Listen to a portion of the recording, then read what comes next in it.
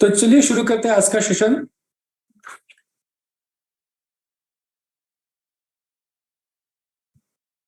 A surge in lifestyle disorders and appropriate supplementation. ये lifestyle disorder क्या चीज होती है? बहुत बार आपने सुना होगा लाइफस्टाइल डिसऑर्डर के बारे में, बट ये चीज क्या है? ये किस प्रकार से हमें अफेक्ट करती है? लाइफस्टाइल मतलब क्या होता है? जो हमारी जीवन शैली है उससे रिलेटेड जो बीमारियां या फिर जो हेल्थ की गड़बड़ियां हमें होती है, हम उनको कहते हैं लाइफस्टाइल डिसऑर्डर्स। तो क्या क्या चीजें होती है लाइफस्टाइल में जिनकी वजह से हमारे शरीर में गड़बड़ियां होती है? एक तो होता है हमारा आहार, दूसरा होता है हमारा विहार। विहार मीन्स जो हम फिजिकल एक्टिविटीज करते हैं, हम शेड्यूल करते हैं वो। और तीसरा होता है आपका विचार।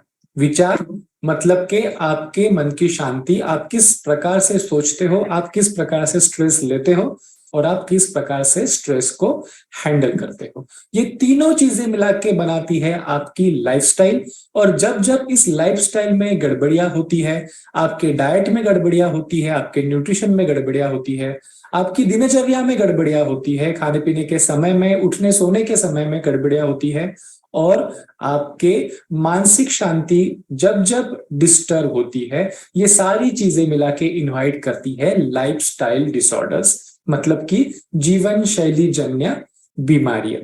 कौन सी होती है ये जीवन शैली जन्य बीमारियां? जैसे कि मोटापा, diabetes, high blood pressure, high cholesterol, depression, stress etcetera. तो ये सारी बीमारियां जो है किसी बाहरी कारण के वजह से नहीं होती है, बल्कि हम हमारी लाइफस्टाइल में जो त्रुटियां रह गई है, कमियां रह गई है, उनके वजह से खुद होके इन सारी बीमारियों को हम खुद होके इनवाइट करते हैं। बट क्या ये सच में इतना जरूरी है इसके बारे में बात करना? कितने लोगों को होती है ऐसे लाइफस्टाइल डिसऑर्डर्स? तो मैं आपको यहाँ पे बताना चाहूंगा कि लाइफस्टाइल डिसऑर्डर्स जो है ये बहुत ज्यादा मात्रा में आजकल बढ़ चुके हैं। पहले की हम अगर बात सोचे, एक लगभग 30 40 50 साल पहले की, तो मैक्सिमम जो बीमारियां होती थी वो इन्फेक्शियस प्रकार के डिजीजेस होते थे। जैसे कि किसी को टीबी हो गया, कॉलेरा हो गया, प्लेग हो गया। तो ये सारी जो बीमारियां पहले के जमाने में होती थी, एक लगभग 30 से 50 साल पहले, वो मोस्टली इन्फेक्शियस ओरिजिन की थी। बट आज की तारीख में जो बीमारियां हो रही है, मैक्सिमम बीमारियां जो है वो लाइफस्टाइल डिसऑर्डर्स की कैटेगरी में आता है। अगर आप पूरे जितने भी लोग अलग अलग बीमारियों की वजह से, फिर अलग अलग कारणों की वजह से मर जाते हैं, उनका अगर आप प्रपोर्शन देखें तो लगभग 75%, 75% जो डेथ्स हो रही है, मौतें हो रही है, उनके पीछे लाइफस्टाइल डिसऑर्डर ही है, ना कि बाकी की इन्फेक्शियस डिसीज या फिर एक्सीडेंट्स या फिर बाकी की चीज। और जो प्री मैच्योर मौतें होती, मीन्स सही बुढ़ापा या फिर सही उम्र आने से पहले ही कम उम्र में जो मौतें होती है, उसमें से लगभग 80% डेथ्स जो है उनके पीछे ये लाइफस्टाइल डिसऑर्डर्स होते हैं। Heart disease, diabetes, stroke, lungs से रिलेटेड बीमारियां, कैंसर, इन सारी चीजों की वजह से 80% मौतें होते हैं। तो आप ये कह सकते हो कि कुछ साल पहले तक के, कुछ दशक पहले तक के खाने पीने को ठीक से ना मिलने की वजह से मौतें होती थी, और आजकल खाने की पीने को सब मिलता है लेकिन वो सही तरीके से नहीं खाने की वजह से, कुछ चीजें एक्सेस मात्रा में खाने की वजह से, इस प्रकार के लाइफस्टाइल में गड़बड़ी की वजह से, एक्सरसाइज ना होने की वजह से, स्ट्रेस मैनेज ना करने की वजह से, ये सारी डेथ्स आज अपनी सोसाइटी में हो रही है। और सबसे इंपॉर्टेंट पॉइंट ये है कि इसमें से 90% मौतें सिर्फ थोड़ा सा अवेयरनेस होने से रोकी जा सकती है, प्रिवेंट की जा सकती है। तो इतनी सारी जो डेथ्स आज हो रही है, उनके पीछे जो भी कारण है उसको रोकने के लिए सिर्फ एक चीज सफिशिएंट है, वो चीज है जानकारी। सही अगर आपको अपने हेल्थ के बारे में जानकारी हो, कैसे उसे मेंटेन करना है, कैसे हमारे लाइफस्टाइल से होने वाले डिसीजेस से बचना है, इतनी अगर जानकारी आपको हो तो इतनी सारी प्री मैच्योर मौतें, बेसमय होने वाली, बेवक्त होने वाली मौतें हम डिसीज के वजह से होने वाली रोक सकते हैं। एज वेल एज अलग अलग बीमारियों की वजह से जो हमारी क्वालिटी ऑफ लाइफ खराब होती है, जो पीस ऑफ माइंड बर्बाद होता है, उन सारी चीजों को, और इन बीमारियों के ऊपर जो अपने बहुत लंबे चौड़े हॉस्पिटल के बिल्स मेडिसिन का खर्चा, ये सारा चीज जो होता है वो आप सही सही तरीके से अगर जानकारी सिर्फ अपने पास रखते हो तो आप इन चीजों को रोक सकते हो। तो ये बहुत आसान है रोकना, बट अभी तक के उतनी अवेयरनेस नहीं होने की वजह से हम इतनी सारी चीजें, इतने सारे कम उम्र में होने वाले डिसीजेस, कम उम्र में होने वाले गंभीर व्याधियां और उससे वजह से होने वाली मॉर्टेलिटी एंड मॉर्बिडिटी को हम फेस कर रहे हैं। भारत की बात देखी जाए तो लगभग 18.5% लोगों को ब्लड प्रेशर की बीमारी ऑलरेडी है, 14.8% लोगों को हाई कोलेस्ट्रॉल, 13.2% लोगों को डायबिटीज, 7.3% लोगों को थायराइड। ये सारी चीजें ऑलरेडी हमारे यहाँ पे rural as well as urban, शहरी और ग्रामीण दोनों इलाकों में समान मात्रा में ये सारी बीमारियां बढ़ रही है। पहले हम सोचते थे कि डायबिटीज वगैरह जैसी चीजें ये शहरी इलाके में ज्यादा होती है, ग्रामीण भाग में लोग मेहनत करते हैं, घर का खाते हैं, इन अलग अलग चीजों की वजह से ग्रामीण इलाकों में ये डिसीजेस नहीं होती है। हार्ट डिसीज वगैरह डिसीज तो अमीरों की बीमारी है, शहरी लोगों की बीमारी है, ऐसा सोचा जाता था। लेकिन अभी वैसी बिल्कुल बात नहीं रह गई है। ग्रामीण इलाका हो या फिर शहरी इलाका हो, दोनों जगह पर इक्वली जो लोग हैं इन बीमारियों से पीड़ित पाए जाते हैं। तो इन सारी बीमारियों से हमें बचने के लिए सही जानकारी होना बहुत जरूरी। बहुत बार आपने ये सुना होगा कि लाइफस्टाइल डिसीजेस, लाइफस्टाइल डिसऑर्डर्स, आज मैं भी बोल रहा हूं तब भी मेरे ये दो शब्द यूज करते हुए आपने सुने होंगे। तो क्या डिफरेंस होता है lifestyle disease and lifestyle disorder? इन शब्दों से ही क्लियर है। डिसऑर्डर मींस जब आपके शरीर के अंदर चलने वाले फंक्शंस, आपकी जो शरीर के अंदर चलने वाली हेल्थ से रिलेटेड प्रोसेसेस है, वो प्रोसेस जब गड़बड़ हो जाती है तब उसे हम कहते हैं डिसऑर्डर। सही तरीके से नहीं चल रही है, डिसऑर्डर। और इन डिसऑर्डर्स को जब आप समय रहते करेक्ट नहीं करते हो, इसके ऊपर ध्यान नहीं देते हो, तो धीरे धीरे ये ज्यादा कॉम्प्लिकेटेड होते जाती है और आपको इसके वजह से तकलीफ होना शुरू हो जाता है। सिम्टम्स, लक्षण आने शुरू हो जाते हैं। और जब आपको इन लक्षणों के वजह से अस्वस्थ लगने लगता है, ठीक है, हेल्दी नहीं फील करते हो आप, तब उस कंडीशन को हम कहते हैं डिस ईज, ठीक नहीं लगना, अस्वस्थ लगना। तो डिसऑर्डर और डिसीज, इसमें बहुत एक हेयरलाइन है डिफरेंशिएशन का, बहुत कम डिफरेंस है उसमें। लेकिन आप ये कह सकते हो कि डिसऑर्डर ये आपकी बीमारी की पहली स्टेज है, और जब आपकी बीमारी कंप्लीटली डेवलप हो जाती है तब आप उसे कह सकते हो डिस ईज। ये चीज हम आज क्यों डिस्कस कर रहे हैं? क्योंकि अगर आप अपनी हेल्थ कंडीशन को डिसऑर्डर की स्टेज में करेक्ट कर लेते हो, आप अगर डिसऑर्डर की स्टेज में रहते हुए सही लाइफस्टाइल करेक्शंस कर लेते हो, तो आप 100% डिसीज की स्टेज में जाने से बच सकते हैं। ठीक है, इंपॉर्टेंट यह है कि आपने डिसऑर्डर की अवस्था में अपनी बीमारी को पहचानना और उसके लिए सही कदम उठाना। तो सही कदम उठाना मतलब क्या? अगर मुझे diabetes, blood pressure, cholesterol, heart disease जैसी बीमारियां होने का खतरा है मेरे लाइफस्टाइल की वजह से, या फिर मुझे ऑलरेडी हो चुकी है, ठीक है, तो इस कंडीशन में क्या मैं इन लाइफस्टाइल डिसऑर्डर्स को ठीक कर सकता हूं? क्या मैं ठीक हो सकता हूं? क्या ये डायबिटीज जिसके लिए मुझे जिंदगी भर गोली खानी पड़ती है, मेरा ब्लड प्रेशर जिसके लिए मुझे जिंदगी भर गोली खानी पड़ने वाली है, ऐसा मुझे मेरे डॉक्टर ने बताया है, क्या उस चीजों को ठीक किया जा सकता है? क्या ये ठीक हो सकती है? अब तक शायद आपको जो जानकारी होगी उसके हिसाब से आपको ये पता होगा कि नहीं, ये जिंदगी भर गोली खानी है और ये कंडीशन हमारी ठीक नहीं हो सकती। बट यहां पे मैं आपको एक कारण बताना चाहूंगा कि ये सारे डिसीजेस ठीक हो सकते हैं, पर वो ठीक हो क्यों नहीं रहे हैं आपके? क्योंकि उन डिसीजेस को ठीक करने के लिए जिन जिन स्टेप्स की जरूरत है, जिन उपायों की जरूरत है, वो सारे के सारे उपाय शायद आपके नहीं हो पाते हैं। तो किन उपायों की जरूरत है? 3 प्रकार के उपायों की यहां पे जरूरत है, जिसमें से सबसे पहली चीज है जिन कारणों के वजह से आपके शरीर में ये डिसीज कंडीशन पैदा हुई है, उन लाइफस्टाइल्स को मॉडिफाई करना, चेंज करना।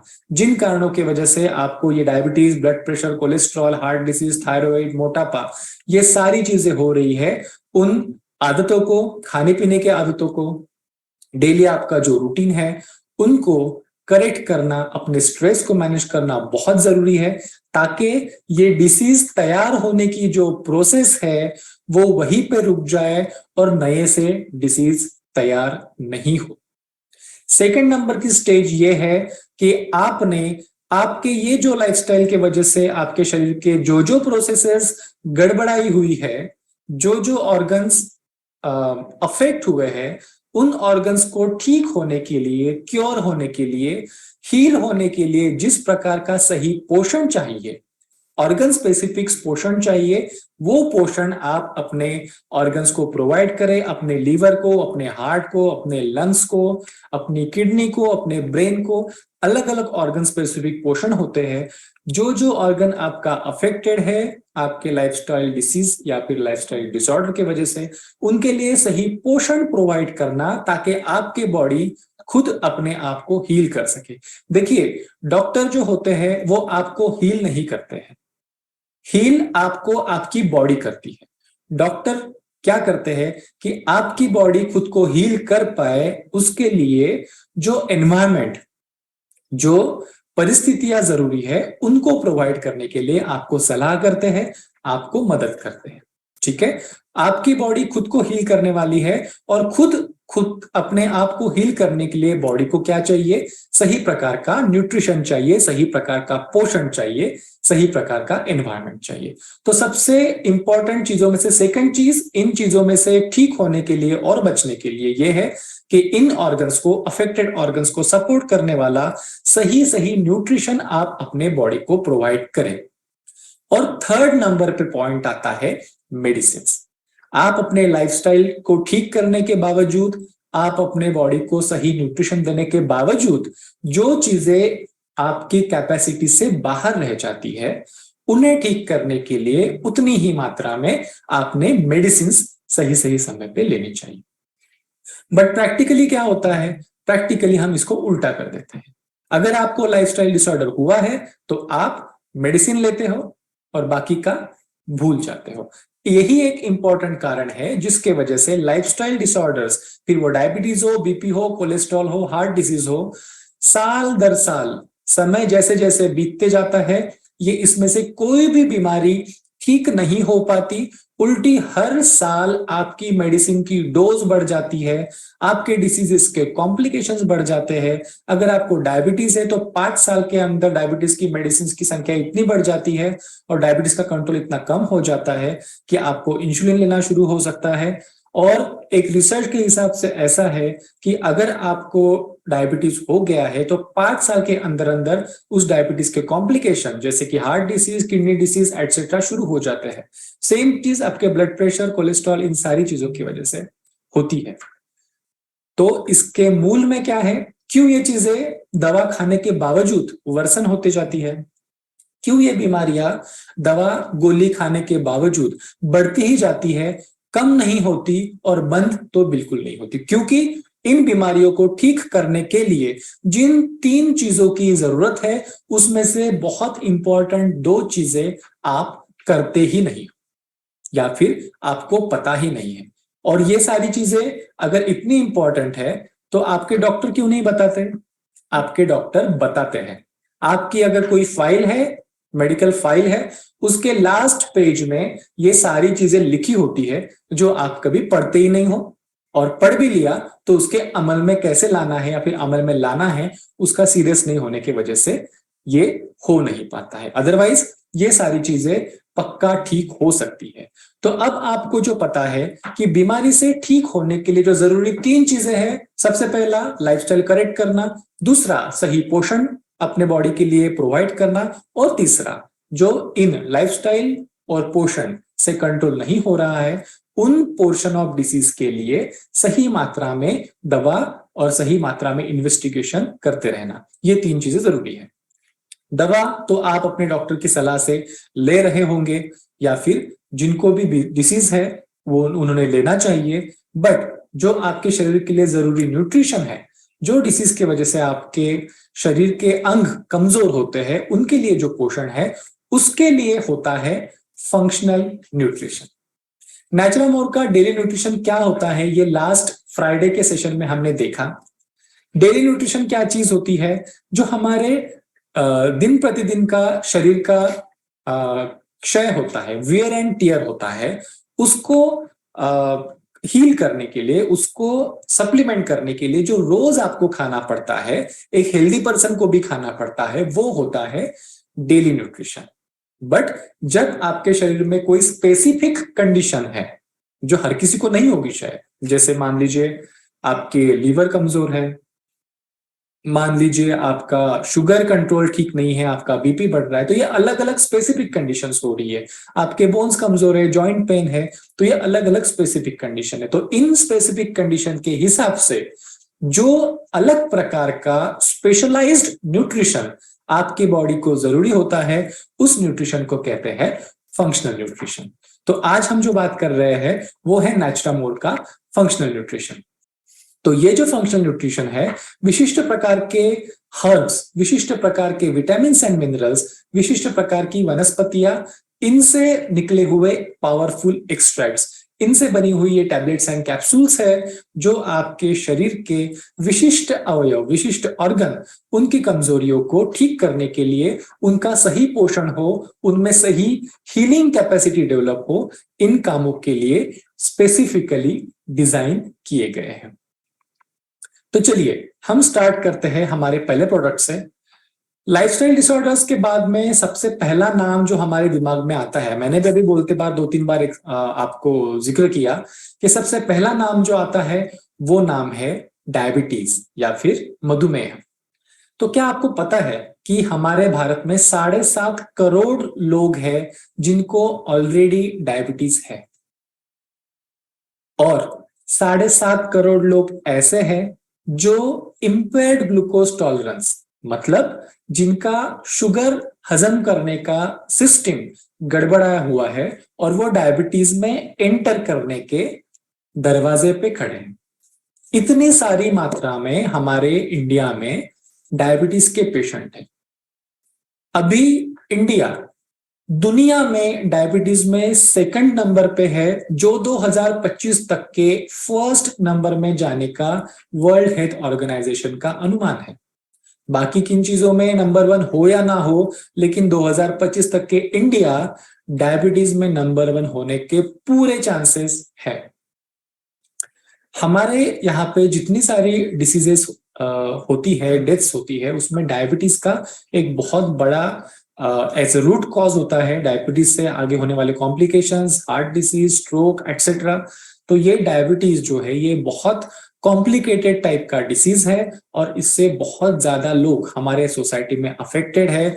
10 में से 2 लोग आपको ऐसे मिलेंगे जिनको आइदर डायबिटीज है या फिर इंपेयर्ड ग्लूकोज टॉलरेंस है। और फिक्र की बात, चिंता करने की बात यह है कि इसमें कोई भी लक्षण आपको नहीं पता चलते जब तक कि डायबिटीज के कॉम्प्लिकेशंस नहीं हो जाए। तो आपकी अगर शुगर बढ़ी हुई है तो आपको पता भी नहीं चलेगा। इसके लक्षण बहुत मामूली होते हैं, जैसे कि थकावट होना, भूख ज्यादा लगना, चिड़चिड़ापन होना। तो डायबिटीज स्टार्टिंग की स्टेज में समझ में ही नहीं आता, साइलेंट किलर इसको बोलते हैं, क्योंकि ये आया आपके बॉडी में, आपको मौत के दरवाजे तक के लेके भी गया, लेकिन अगर आपने शुगर नहीं जांची है, आपने अगर क्लिनिक दवाखाना विजिट नहीं किया है, तो आपको पता भी नहीं चलेगा कि आपके बॉडी में डायबिटीज था। इसलिए इसको साइलेंट किलर बोलते हैं। और ये बहुत इंपॉर्टेंट लाइफस्टाइल डिसीज है जो आजकल बहुत कम उम्र में, 30 से 35 साल की उम्र से भी ये डायबिटीज शुरू हो गया है, जो पहले 50-60 के बाद शुरू होता था। तो इतना इंपॉर्टेंट ये डायबिटीज है। ऑब्वियसली इसके लिए जो जरूरी खान पान में चेंजेस करने हैं, एक्सरसाइज करना है, वो बहुत जरूरी है। बट डायबिटीज की मेडिसिन जो नॉर्मली लोग खाते हैं और ये समझ लेते हैं कि हाँ मेरी ट्रीटमेंट चल रही है, मेरा इलाज हो रहा है, मेरी बीमारी का ख्याल रखने के लिए जो भी जरूरी है वो चीजें हम कर रहे हैं, ये समझ के उन दवाओं को चालू रखते हैं। लेकिन मैं आपको यहाँ पे बता दूं, डिसीज और उसकी ट्रीटमेंट, इसमें एक बहुत बड़ा गैप है जो अभी तक के एड्रेस नहीं हुआ है। वो गैप कौन सा है? डायबिटीज में शुगर बढ़ता है, ये आप सब लोगों को पता है, बट डायबिटीज में केवल शुगर नहीं बढ़ती है। डायबिटीज में शुगर बढ़ना ये अनेक चीजों में से एक फैक्टर है जो आप ब्लड टेस्ट में पता कर पाते हो, ठीक है। और जो आप मेडिसिन खाते हो, जो आप डायबिटीज की टैबलेट्स लेते हो या फिर इंसुलिन लेते हो, वो केवल और केवल शुगर के ऊपर काम करती है। लेकिन ऐसी बहुत सारी चीजें हैं जो छूट जाती है। कौन सी चीजें हैं जो छूट जाती है? अगर आपको डायबिटीज है, इंपेयर्ड ग्लूकोज टॉलरेंस है, शक्कर पचाने की क्षमता आपके बॉडी की कम हो गई है, तो ये जो डिसीज कंडीशन है ये आपके खून के नलियों को अंदर से गला देता है, सड़ा देता है, जिसके वजह से ब्रेन, आंखें, हार्ट, किडनी और आपकी जो नर्व्स है इनको बहुत बुरा असर पड़ता है और आपके बॉडी के ऊपर कॉम्प्लिकेशंस शुरू हो जाते हैं, जिनका स्टार्टिंग में जब तक कि वो ऑर्गन काम करना बंद नहीं कर देता तब तक कि यूजुअली कोई लक्षण नहीं दिखते हैं। जब आप गोली ले रहे हो तो सिर्फ शुगर ये एक चीज कंट्रोल में होती है, लेकिन बाकी जो आपके बॉडी के ऑर्गन्स आपके डायबिटीज इस डिसीज की वजह से डिस्टर्ब है या फिर कमजोर होते जा रहे हैं, डिसफंक्शन हो रहे हैं, उनका पोषण डायबिटीज की गोली से नहीं हो सकता और इसलिए आपकी ट्रीटमेंट अधूरी रह जाती है। तो यहां पे रोल आता है फंक्शनल न्यूट्रिशन का। जब आप शुगर के लिए जो भी आपके डॉक्टर ने बताया है वो ट्रीटमेंट गोलियां कर रहे हो, साथ में जो रीजन है डायबिटीज पैदा होने का, जिसमें मोस्टली स्ट्रेस और ओबेसिटी ये होता है, खाने पीने की गड़बड़ियां होती है, उनको भी कंट्रोल कर रहे हो, तो एक इंपॉर्टेंट चीज जो छूटी हुई है वो है डायबिटीज के वजह से आपके शरीर में जिन जिन ऑर्गन्स को नुकसान ऑलरेडी हो चुका है, हो रहा है, होने वाला है, उन ऑर्गन्स के हीलिंग के लिए, ठीक होने के लिए सही न्यूट्रिशन प्रोवाइड करना। तो ये फैक्टर है जो आपके टैबलेट्स में, कैप्सूल्स में या फिर इंसुलिन में कवर नहीं होता और इसके लिए आपको फंक्शनल न्यूट्रिशन की जरूरत होती है। तो जो हमारा लाइफस्टाइल प्लस है, ये आयुर्वेदिक औषधियों का एक ऐसा कॉम्बिनेशन है जो विशेष करके आपका हार्ट, आपकी नर्व्स, आपकी खून की नलियां, आपके लीवर के एंजाइम्स, इन सारी चीजों के ऊपर विशेष करके काम करता है। और जब आप डायबिटीज के साथ में या फिर जब आप प्री डायबिटिक हो तब, या फिर जब आपको डायबिटीज होने की संभावनाएं हो तब अगर आप इस फंक्शनल न्यूट्रिशन का नियमित रूप से सेवन करते हैं तो शुगर कम करने के लिए तो आपकी गोलियां है ही, लेकिन जो डायबिटीज के कॉम्प्लिकेशंस है, जो अनएड्रेस्ड है, जिनका कोई ध्यान नहीं रखा जा रहा है आपके करंट ट्रीटमेंट प्लान में या फिर आपके करंट प्रिवेंशन प्लान में, उसके लिए ये लाइफस्टाइल प्लस फंक्शनल न्यूट्रिशन बहुत इंपॉर्टेंट है। विजय सार, गुड़मार, नीम, क्रोमियम, पिकोलिनेट, इन सारे हर्ब्स और माइक्रोन्यूट्रिएंट से लेस ये जो लाइफस्टाइल प्लस है ये बहुत सक्षम है आपके डायबिटीज में इन्वॉल्व होने वाले ऑर्गन्स के सही पोषण के लिए, आवश्यक न्यूट्रिएंट्स प्रोवाइड करने के लिए। तो जब आप डायबिटीज के कॉम्प्लिकेशंस को हील करने के लिए बॉडी को हेल्प करते हो, तब आपकी कार्डियोवैस्कुलर सिस्टम मींस हार्ट मजबूत रहता है, लिवर अच्छा काम करता है, नर्व्स को होने वाला डैमेज आप प्रिवेंट कर सकते हो, उसके हीलिंग को प्रमोट कर सकते हो, और डायबिटीज में होने वाले अलग अलग ऑर्गन्स को जो कॉम्प्लिकेशंस होते हैं उन कॉम्प्लिकेशंस को हील करने के लिए ये प्रोडक्ट आपको हेल्प करता है जब आप आपके रूटीन मेडिसिन के साथ में इसे सेवन करते हो। जब आपका डिसीज बहुत ही शुरुआती स्टेज में है, डिसऑर्डर के स्टेज में है, जब आपका डिसीज स्टेज में नहीं आया है, जब शुरुआत हुई है या फिर आपको रिस्क फैक्टर है, तब आप सिर्फ लाइफस्टाइल करेक्शन और ये फंक्शनल न्यूट्रिशन के साथ में डिसीज होने से खुद को रोकने के लिए भी ये आपको हेल्प करेगा। तो जिनको डिसीज है डायबिटीज, उनको कॉम्प्लिकेशन से बचाव करने के लिए, और जिनको जो प्री डायबिटिक है या फिर डायबिटीज के रिस्क फैक्टर में है, उन्होंने डायबिटीज होने से बचने के लिए इन प्रोडक्ट का आपके बॉडी को बहुत सारा हेल्प होने वाला है।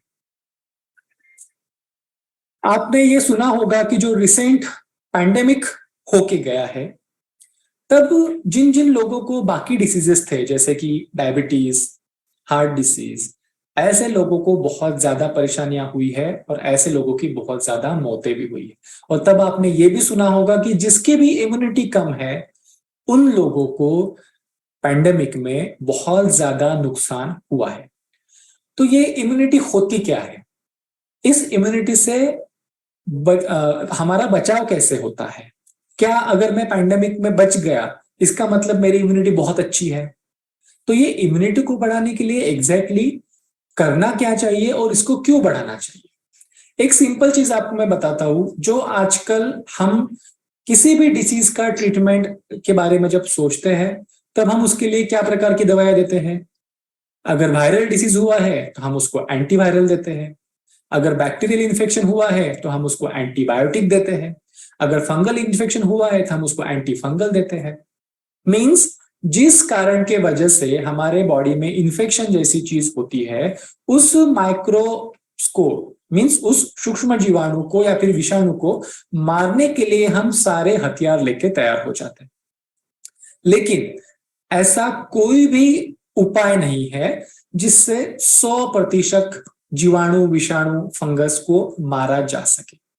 आपने बहुत सारे टीवी एड्स में या फिर बहुत सारे रिसर्च में भी ये देखा होगा कि ये हमारा ये प्रोडक्ट है, वो प्रोडक्ट है, ये दवा है जो 99.9% जीवाणुओं को, कीटाणुओं को मार देती है।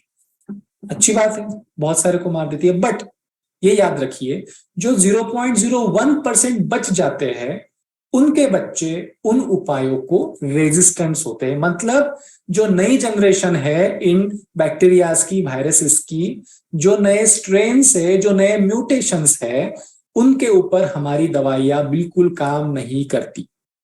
सेकेंड वर्ल्ड वॉर के टाइम पे पेनिसिलिन इजाद हुआ था, बहुत अच्छे से काम किया, बट आजकल पेनिसिलिन काम नहीं करता।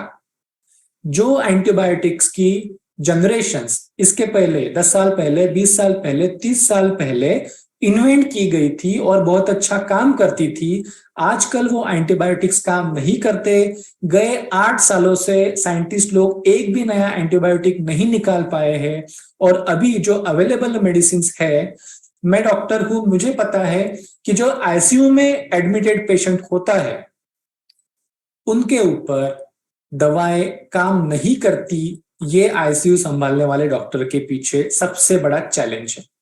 तो हमारे पास दवाइयां है लेकिन बीमारियां, जीवाणु, विषाणु, फंगस इतने इतने ताकतवर हो चुके हैं कि उनके ऊपर दवाइयां काम नहीं करती। और जो भी हमने उपाय किए उनसे उनकी ही जनरेशन्स और मजबूत होती गई है, उनकी इम्यूनिटी बढ़ी है, ना कि हमारी। तो इन सारी ट्रीटमेंट की जो जनरेशन है, इन सारी ट्रीटमेंट की जो जर्नी है, उसमें एक बहुत इंपॉर्टेंट पार्ट हमारे हाथ से छूट गया है, हमारी खुद की इम्यूनिटी। आजू बाजू में हमारे फंगस, वायरस, बैक्टीरिया हमेशा रहते हैं। हम हमारी पृथ्वी को, हम हमारी हवा को, हम हमारी जमीन को, पानी को निर्जंतुक, स्टेराइल नहीं कर सकते। इस प्रकार के एनवायरनमेंट में हम जी ही नहीं सकते। हमारे खुद के जो इंटेस्टाइन है उसमें लगभग 30 लाख प्रकार के बैक्टीरिया जीते हैं। तो हम जीवाणु, विषाणु फ्री एनवायरनमेंट में जी नहीं सकते, हमको उसके साथ में ही जीना पड़ेगा। लेकिन जब आपके बॉडी में कैपेसिटी नहीं है इन जीवाणु, विषाणुओं के साथ में जीने के लिए, तब ये जीवाणु, विषाणु आपके ऊपर हावी हो जाते हैं और आपको खा जाते हैं। तो जब जब आपके बॉडी के ऊपर कोई जीवाणु, विषाणु अटैक करता है तो आपकी खुद की बॉडी उसके विरुद्ध लड़ने का मैकेनिज्म डेवलप कर लेती है, जिसको हम कहते हैं इम्यूनिटी। लेकिन ये इम्यूनिटी डेवलप होने के लिए आपके शरीर में उतनी ताकत होनी चाहिए कि ये मैकेनिज्म पैदा किया जा सके। और जब ये आपके शरीर में ताकत होती है तब आप बड़े इजीली, फिर वो पैंडेमिक में कोरोना का वायरस हो या फिर कोई ट्यूबरकुलोसिस का बैक्टीरिया हो या फिर जो चेचक होता है या फिर हर्पीज होता है, स्मॉल पॉक्स, चिकन पॉक्स होता है, इन सारों के अगेंस्ट आप इम्यूनिटी, रोग प्रतिरोध शक्ति डेवलप कर पाता है। लेकिन जब आपके पास उतनी ताकत नहीं होती तो ये डिसीज आपके ऊपर हावी हो जाते हैं, उन डिसीजेस का कॉम्प्लिकेशंस होता है और उसमें से आपके हेल्थ को बहुत ज्यादा नुकसान या फिर इवन डेथ भी हो जाती है। तो इन सारे बीमारियों से लड़ने की जो जर्नी है उसमें सबसे इंपॉर्टेंट चीज है आपके शरीर में उन बीमारियों के अगेंस्ट लड़ने की ताकत होना, जिसी को हम साइंटिफिक लैंग्वेज में कहते हैं इम्यूनिटी। और ये इम्यूनिटी पैदा करने के लिए आपके शरीर को जो चीज चाहिए वो है सही प्रकार की तंदुरुस्ती, और वो तंदुरुस्ती मिलने के लिए आपका न्यूट्रिशनल स्टेटस सही होना जरूरी है। एक होता है डेली न्यूट्रिशन जो कि बहुत जरूरी है, और जब आप ऐसे एनवायरमेंट में रह रहे हो जहां पे इम्यूनिटी कम होने के बहुत ज्यादा चांसेस है, जैसे कि स्ट्रेसफुल एनवायरमेंट, पोल्यूटेड एनवायरमेंट, बहुत ज्यादा क्वांटिटी में आजू बाजू में डिसीजेस होना, या फिर आपको ऐसा कोई खुद को डिसीज होना जिसके वजह से, जैसे कि डायबिटीज हो गया, बीपी हो गया, ओबेसिटी हो गया, लैक ऑफ एक्सरसाइज हो गया, बहुत ज्यादा स्ट्रेस हो गया, ऐसी अगर कंडीशंस आपके साथ में है तो आपको अपनी इम्यूनिटी बढ़ाने के लिए एक्स्ट्रा न्यूट्रिशन की जरूरत है, जो है functional nutrition to enhance your immunity. तो जो नेचुरामोर का इम्यून प्लस है, इसमें ऐसी प्रकार की हर्ब्स होती है जो ट्रेडिशनली जानी जाती है आपकी रोग प्रतिकार शक्ति बढ़ाने के लिए, और इसी प्रोडक्ट को हमने क्लिनिकली भी टेस्ट करके देखा है कि क्या ये रोग प्रतिरोध शक्ति बढ़ाता है, इम्यूनिटी बढ़ाता है। और ऐसी कॉम्बिनेशन ऑफ हर्ब जो है जिसमें गिलोय, आंवला, तुलसी, शुंठी, हल्दी से निकलने वाला कुरकुमिन, इन सबका एक सही साइंटिफिक प्रोपोर्शन में बनाया हुआ मिश्रण इस नेचुरामोर के इम्यून प्लस में है, जो आपकी इम्यूनिटी बढ़ाने के लिए आपको अंदर से फिट रखता है और रोगों से लड़ने की शक्ति पर आपको प्रदान करता है। तो जब आपकी इम्यूनिटी फिट रहती है तब आप अलग अलग प्रकार के इन्फेक्शियस डिसीजेस, एलर्जीज, छोटे मोटे प्रकार के बाकी बीमारियां, लाइफस्टाइल डिसीजेस, लीवर से रिलेटेड चीजें, बहुत सारी चीजों से लड़ने की आपकी अंदरूनी शक्ति रेडी रहती है, जो आपको लॉन्ग रन में काम करती है। तो इस प्रकार से इम्यूनिटी से रिलेटेड जो शरीर की जरूरतें हैं उनको ठीक करने के लिए, आपको रखने के लिए अंदर से फिट, ये इम्यून प्लस बहुत हेल्पफुल आपके लिए फंक्शनल न्यूट्रिशन है। अभी डाइजेशन, इसके बारे में अगर हम कहें तो बहुत से बीमारियां आपने सुना भी होगा अपने बड़े बुजुर्गों के मुंह से, दादी माँ के मुंह से, या फिर अलग अलग जगह पे, कि सारी बीमारियों की जड़ जो होती है वो आपके पेट में होती है, आपके डाइजेशन में होती है। सुना है? तो कैसे क्या होता है ये डाइजेशन से कैसे रिलेटेड होता है? देखिए, हम जो भी चीज खाते हैं उसी से हमारी बॉडी बनती है, बराबर है। हमारा जो न्यूट्रिशन होगा, हम जो खाएंगे उसी को पचा के उसी में से न्यूट्रिएंट्स लेके हमारी बॉडी बनती है।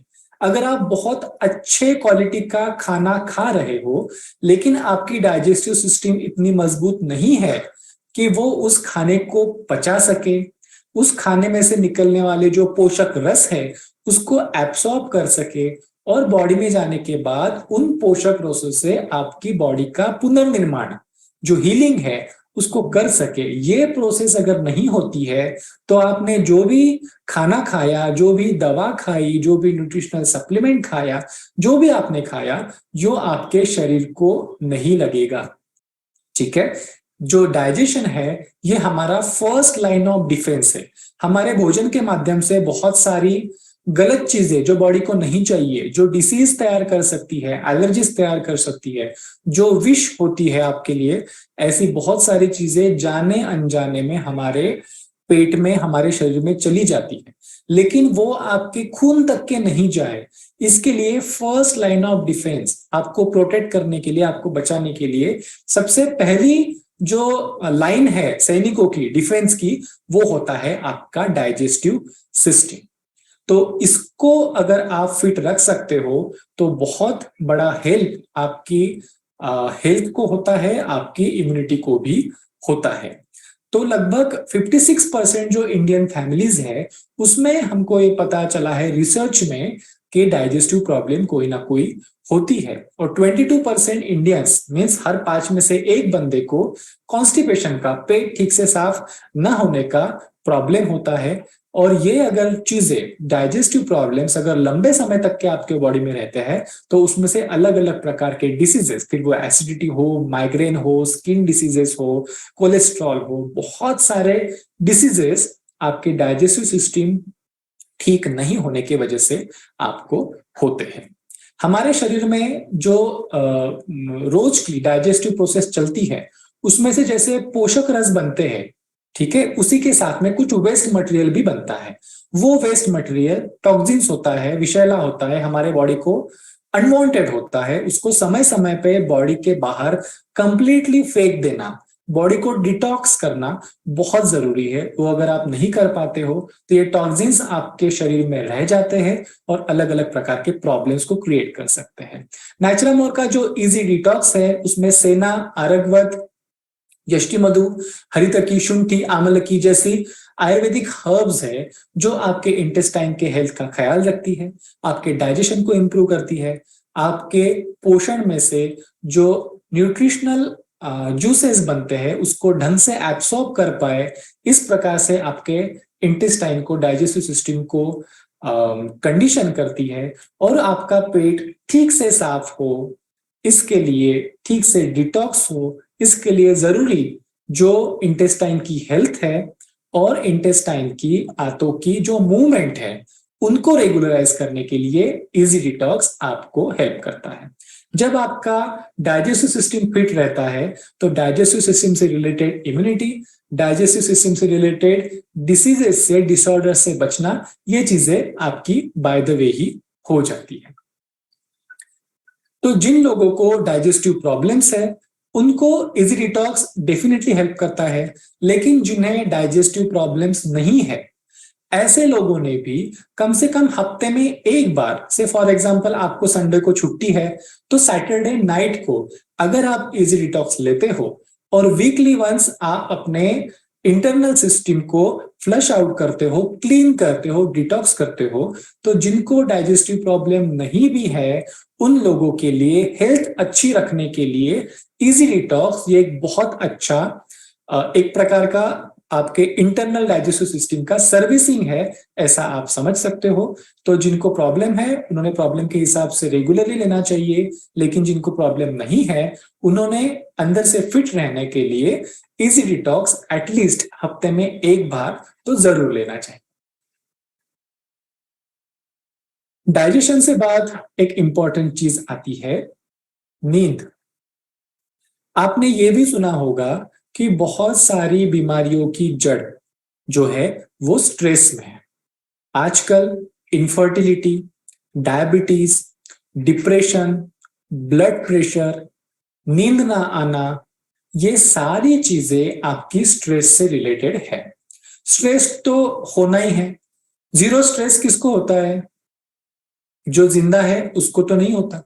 तो जब भी आप जिंदा हो तो स्ट्रेस ये एक ऐसी चीज है जो आपको आगे बढ़ने के लिए पुश देती है, आपको आगे बढ़ने के लिए प्रेरणा देती है।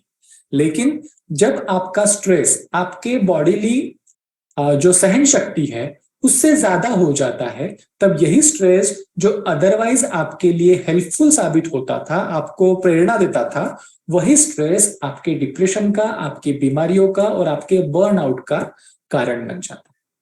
ठीक है।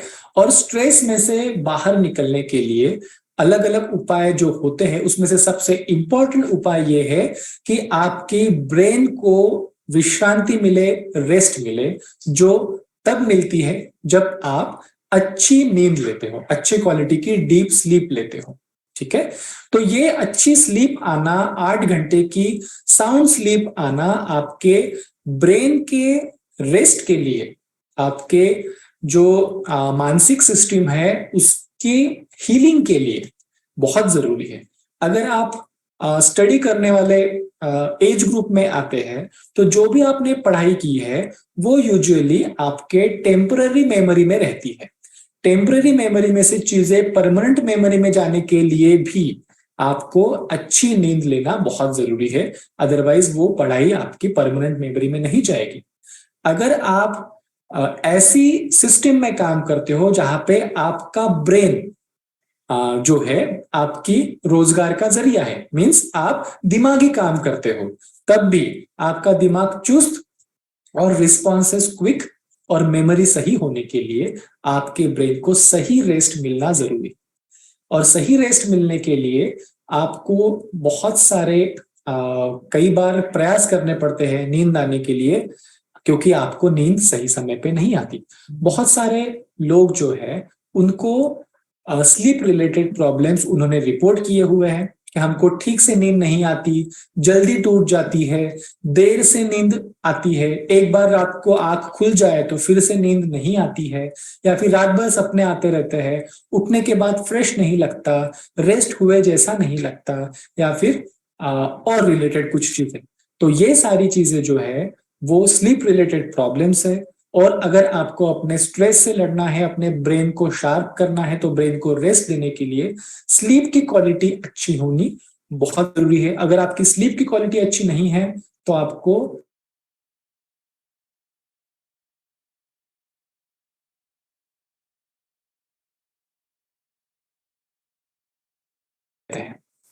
तो जो नेचुरामोर का डिस्ट्रेस ये प्रोडक्ट है, ये आपको बहुत ही सेफ तरीके से साउंड स्लीप, अच्छी गहरी नींद समय पे लगने के लिए हेल्प करता है। इसमें ब्राह्मी, अश्वगंधा, शंखपुष्पी, जटामांसी और मेलाटोनिन जैसी चीजें हैं जो आपको प्राकृतिक रूप से नींद आने के लिए हेल्प करते हैं। ध्यान रखिए, ये नींद की गोली नहीं है। जैसे बाकी केमिकल की नींद की गोलियां आती है, उसको खाने के बाद आपने सोना ही सोना है। ये नींद की गोली नहीं है, इसकी कोई आदत नहीं पड़ेगी और इससे आप जबरदस्ती सो नहीं जाओगे। ये ऐसी गोली है, ये ऐसी फंक्शनल न्यूट्रिशन है जो आपके माइंड को, आपके ब्रेन को कंडीशन करती है, ताकि जब बत्तियां आप धीमी कर देते हो, लाइट कम हो जाता है और शाम हो जाती है, तो हमारी जो नेचुरल सिकाइडियन साइकिल होती है, उठने सोने की, दिन रात की जो नेचुरल साइकिल होती है, उसको करेक्ट करके आपको सही समय पे नींद आ जाए, इसके लिए सही केमिकल्स आपके बॉडी में, आपकी बॉडी पैदा कर पाए, उसके लिए सही न्यूट्रिशन ये आपको प्रोवाइड करती है। तो ये नींद की गोली नहीं है, इससे आदत नहीं लगेगी, लेकिन आपको ये सही समय पे नींद आने के लिए हेल्प करेगी। इसमें आपने भी थोड़ा सा अपने आप को हेल्प करना है। जैसे सोने का समय आता है तो उसे 1 घंटा पहले मोबाइल, टीवी, घर के जो तेज लाइट्स है उन सब लोगों को धीमा कर देना है। मोबाइल, कंप्यूटर, टीवी, इन सब लोगों को बंद कर देना है, ताकि आपकी बॉडी नींद वाले जो केमिकल्स है उसको ठीक तरीके से प्रोड्यूस कर पाए, सीक्रेट कर पाए। तो ये जो मेडिसिन है आपकी नींद की क्वालिटी इंप्रूव करती है, स्ट्रेस और एंजाइटी को कम करने के लिए हेल्प करती है, आपके ब्रेन के जो फंक्शंस है, नई चीजें सीखना, सीखी हुई चीजें याद करना, ब्रेन का रिस्पॉन्स टाइम फास्ट करना, इन सारी चीजों में आपका मूड, आपके हैप्पीनेस, आपकी अच्छी इम्यूनिटी, आपकी हीलिंग बॉडी की, इन सारे चीजों के लिए ये डिस्ट्रेस आपको डेफिनेटली हेल्प करेगा। उसके बाद एक चीज मैं आपको बताऊं कि जॉइंट पेन, जो पहले हम ऐसा सोचते थे कि हाँ ये जेरियाट्रिक बीमारी है, मतलब बुढ़ापे में होने वाली बीमारी है, बट आजकल 30 के एज से ही जॉइंट पेन शुरू हो जाता है। लोगों के नी जॉइंट्स, घुटने दुखने लगते हैं, गर्दन, बैक, इनका पेन, ऐसी चीजें आजकल के लाइफस्टाइल की वजह से हमने बहुत कम उम्र में इनको इनवाइट कर लिया है। बैठे रहना पड़ता है दिन भर कंप्यूटर के सामने या फिर मोबाइल पे बैठना, एक्सरसाइज कम हो जाना, आपके बोन्स से रिलेटेड जो मसल्स है उनकी ढंग से एक्सरसाइज नहीं होना, पोषण में कमी रह जाना, इन सारी चीजों की वजह से आपकी हड्डियां, आपके जॉइंट को पकड़े रखने वाले मसल्स, लिगामेंट्स और जॉइंट के बीच में जो लुब्रिकेशन होता है, इन सब की हेल्थ घटते जाती है और बहुत कम उम्र में जो है आपको जॉइंट पेन से रिलेटेड प्रॉब्लम्स हो जाते हैं। लगभग 40 के आसपास के अगर आप लोग देखो तो हर 5 में से एक व्यक्ति को जॉइंट पेन आजकल हो गया है, और 40 के ऊपर ये प्रोपोर्शन और ज्यादा बढ़ गया है।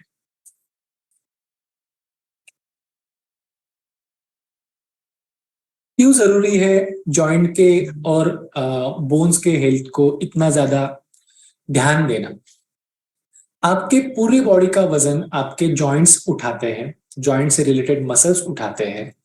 और अगर आपके बॉडी में, आपके जॉइंट्स में सही स्ट्रेंथ, सही मूवमेंट, सही फ्लेक्सिबिलिटी अगर नहीं रह जाती है तो आपकी बॉडीली हेल्थ बहुत जल्दी खराब होना शुरू हो जाती है। क्योंकि जब तक कि आपकी सही तरीके से मूवमेंट हो रही है, एक्सरसाइज हो रही है, तो आपकी बॉडी रनिंग में रहती है। लेकिन जब भी आपको जॉइंट से रिलेटेड प्रॉब्लम हो जाता है, आपकी मूवमेंट्स, आपका व्यायाम, आपकी एक्टिविटीज रेस्ट्रिक्टेड हो जाती है और वो बाकी बहुत सारे डिसीजेस को आगे इनवाइट करती है। बहुत बार ये होता है कि जब कोई आपका जॉइंट या फिर कुछ कमर, गर्दन दुखने लगती है, आप फटाक से एक पेन किलर ले लेते हो और दूसरे दिन अच्छा फील करते हो। हमारी बॉडी जब पेन प्रोड्यूस करती है, जब आपको दर्द होता है, यकीन मानिए ये बहुत अच्छी चीज है।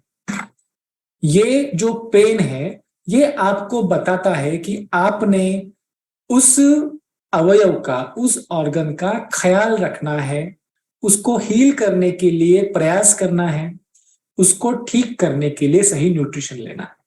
बट हम क्या करते हैं, हम एक गोली खा लेते हैं और उस दर्द को भूल जाते हैं।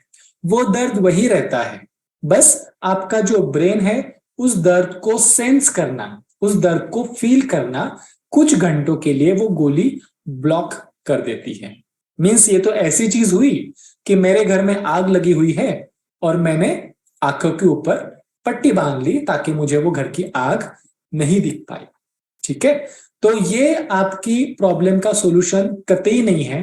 उल्टा इससे दिन ब दिन आपके जो प्रॉब्लम्स है अंदर के अंदर और गंभीर होते जाते हैं और उस स्टेज पे चले जाते हैं जहां से आप वहां से वापस नहीं आ सकते।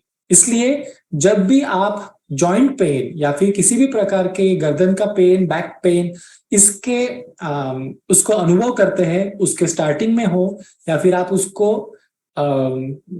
सफर कर रहे हो उसमें से, तो आपको ये जरूरी है कि आपने क्यों मुझे ये हुआ, कहाँ पे कमी रह गई, उन कमियों को ठीक करने का और जड़ से अपने प्रॉब्लम को ठीक करने का प्रयास करें, ना कि जस्ट एक पेन किलर खा के सो जाए और उस चीज को भूल जाए। इससे आपकी प्रॉब्लम टलेगी नहीं, वो प्रॉब्लम अंदर के अंदर बढ़ेगी। तो जब आप अपने जॉइंट पेन का ट्रीट करने का जब आप प्लान करो, तब अलोंग विथ आपके जो भी ऑर्थोपेडिक डॉक्टर हो, उनकी जो सलाह है उसके साथ में, उनके दवाओं के साथ में, व्यायाम के साथ में, फिजियोथेरेपी के साथ में, आपको आपके जॉइंट से रिलेटेड जो अवयव है, ऑर्गन्स है, जैसे कि आपके बोन्स, आपके मसल्स, आपके लिगामेंट्स, जॉइंट्स के अंदर की अलग अलग प्रकार की लुब्रिकेंट झिल्लियां और लुब्रिकेंट फ्लूइड, इन सब का सही पोषण होने के लिए न्यूट्रिशनल सप्लीमेंट अपने बॉडी को देना बहुत जरूरी है। और ये जो स्पेसिफिक न्यूट्रिशन है, ये जो फंक्शनल न्यूट्रिशन है फॉर बोन्स एंड जॉइंट्स, वो हम आपको प्रोवाइड कर रहे हैं नेचुरामोर जॉइंट केयर के जरिए। इसमें इंपॉर्टेंट और मददगार ऐसी आयुर्वेदिक हर्ब्स है जैसे कि अश्वगंधा, पिपली, हड़जोड़, जिंक जैसे मिनरल्स, गुग्गुल और सलई। इन इन इन सारे हर्ब्स का और माइक्रोन्यूट्रिएंट्स का ये जो ब्लेंड है, ये जो फंक्शनल न्यूट्रिशनल सप्लीमेंट है जो है, ये आपके जॉइंट्स में जो कंपोनेंट्स है उनके हेल्थ के लिए जो जरूरी न्यूट्रिएंट्स है उनको आपको प्रोवाइड करते हैं।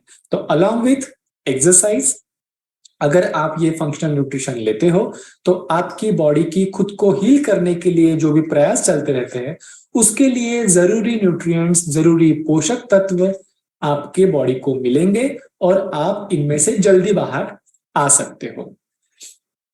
लेकिन याद रखिएगा, ये जो है आपके शरीर के प्रॉपर न्यूट्रिशन के लिए बना हुआ न्यूट्रिशनल सप्लीमेंट है, फंक्शनल सप्लीमेंट है। आपने अपना लाइफस्टाइल, अपना अगर ओवरवेट है आप उसको कम करना, अगर आपको और कोई प्रॉब्लम डिटेक्ट हुआ है तो उसकी प्रॉपर ट्रीटमेंट लेना, इनको आप ना भूलें। नेक्स्ट चीज है लीवर। लीवर अगर आपको पता हो तो हमारे बॉडी का सबसे बड़ी इंटरनल ग्लैंड है। बहुत बड़ा होता है हमारा लीवर, जो होता है बहुत बड़ा होता है, और हमारे लीवर में बहुत ज्यादा हीलिंग कैपेसिटी होती है। अगर आपका लीवर ठीक से काम कर नहीं रहा है तो जब तक के लीवर के नॉर्मल कैपेसिटी के ऊपर 8 गुना ज्यादा वर्कलोड तक के सहन करने की आपके लीवर में कैपेसिटी होती है, तब तक के आपका लीवर आपको कोई लक्षण नहीं बताएगा। जब तक के ये जो एक्सेस कैपेसिटी है वो भी बर्बाद ना हो जाए, तब तक के आपको कोई भी लक्षण नहीं पता चलते। लेकिन यहाँ पे दुख की बात यह है, जब तक के आपको लक्षण पता चलने शुरू होते हैं तब तक के आपके लीवर का बहुत ज्यादा नुकसान हो चुका होता है। यूजुअली हम क्या सोचते हैं कि जो लोग अल्कोहल पीते हैं उनका लीवर खराब होता है, लेकिन आपको यह सुन के आश्चर्य होगा कि इंडिया में जो लोग अल्कोहल नहीं पीते हैं, ऐसे लोगों में से 40% लोग हैं जिनका लीवर खराब होने के रास्ते पे लग चुका है। एक बीमारी है जिसका नाम है non alcoholic fatty liver disease.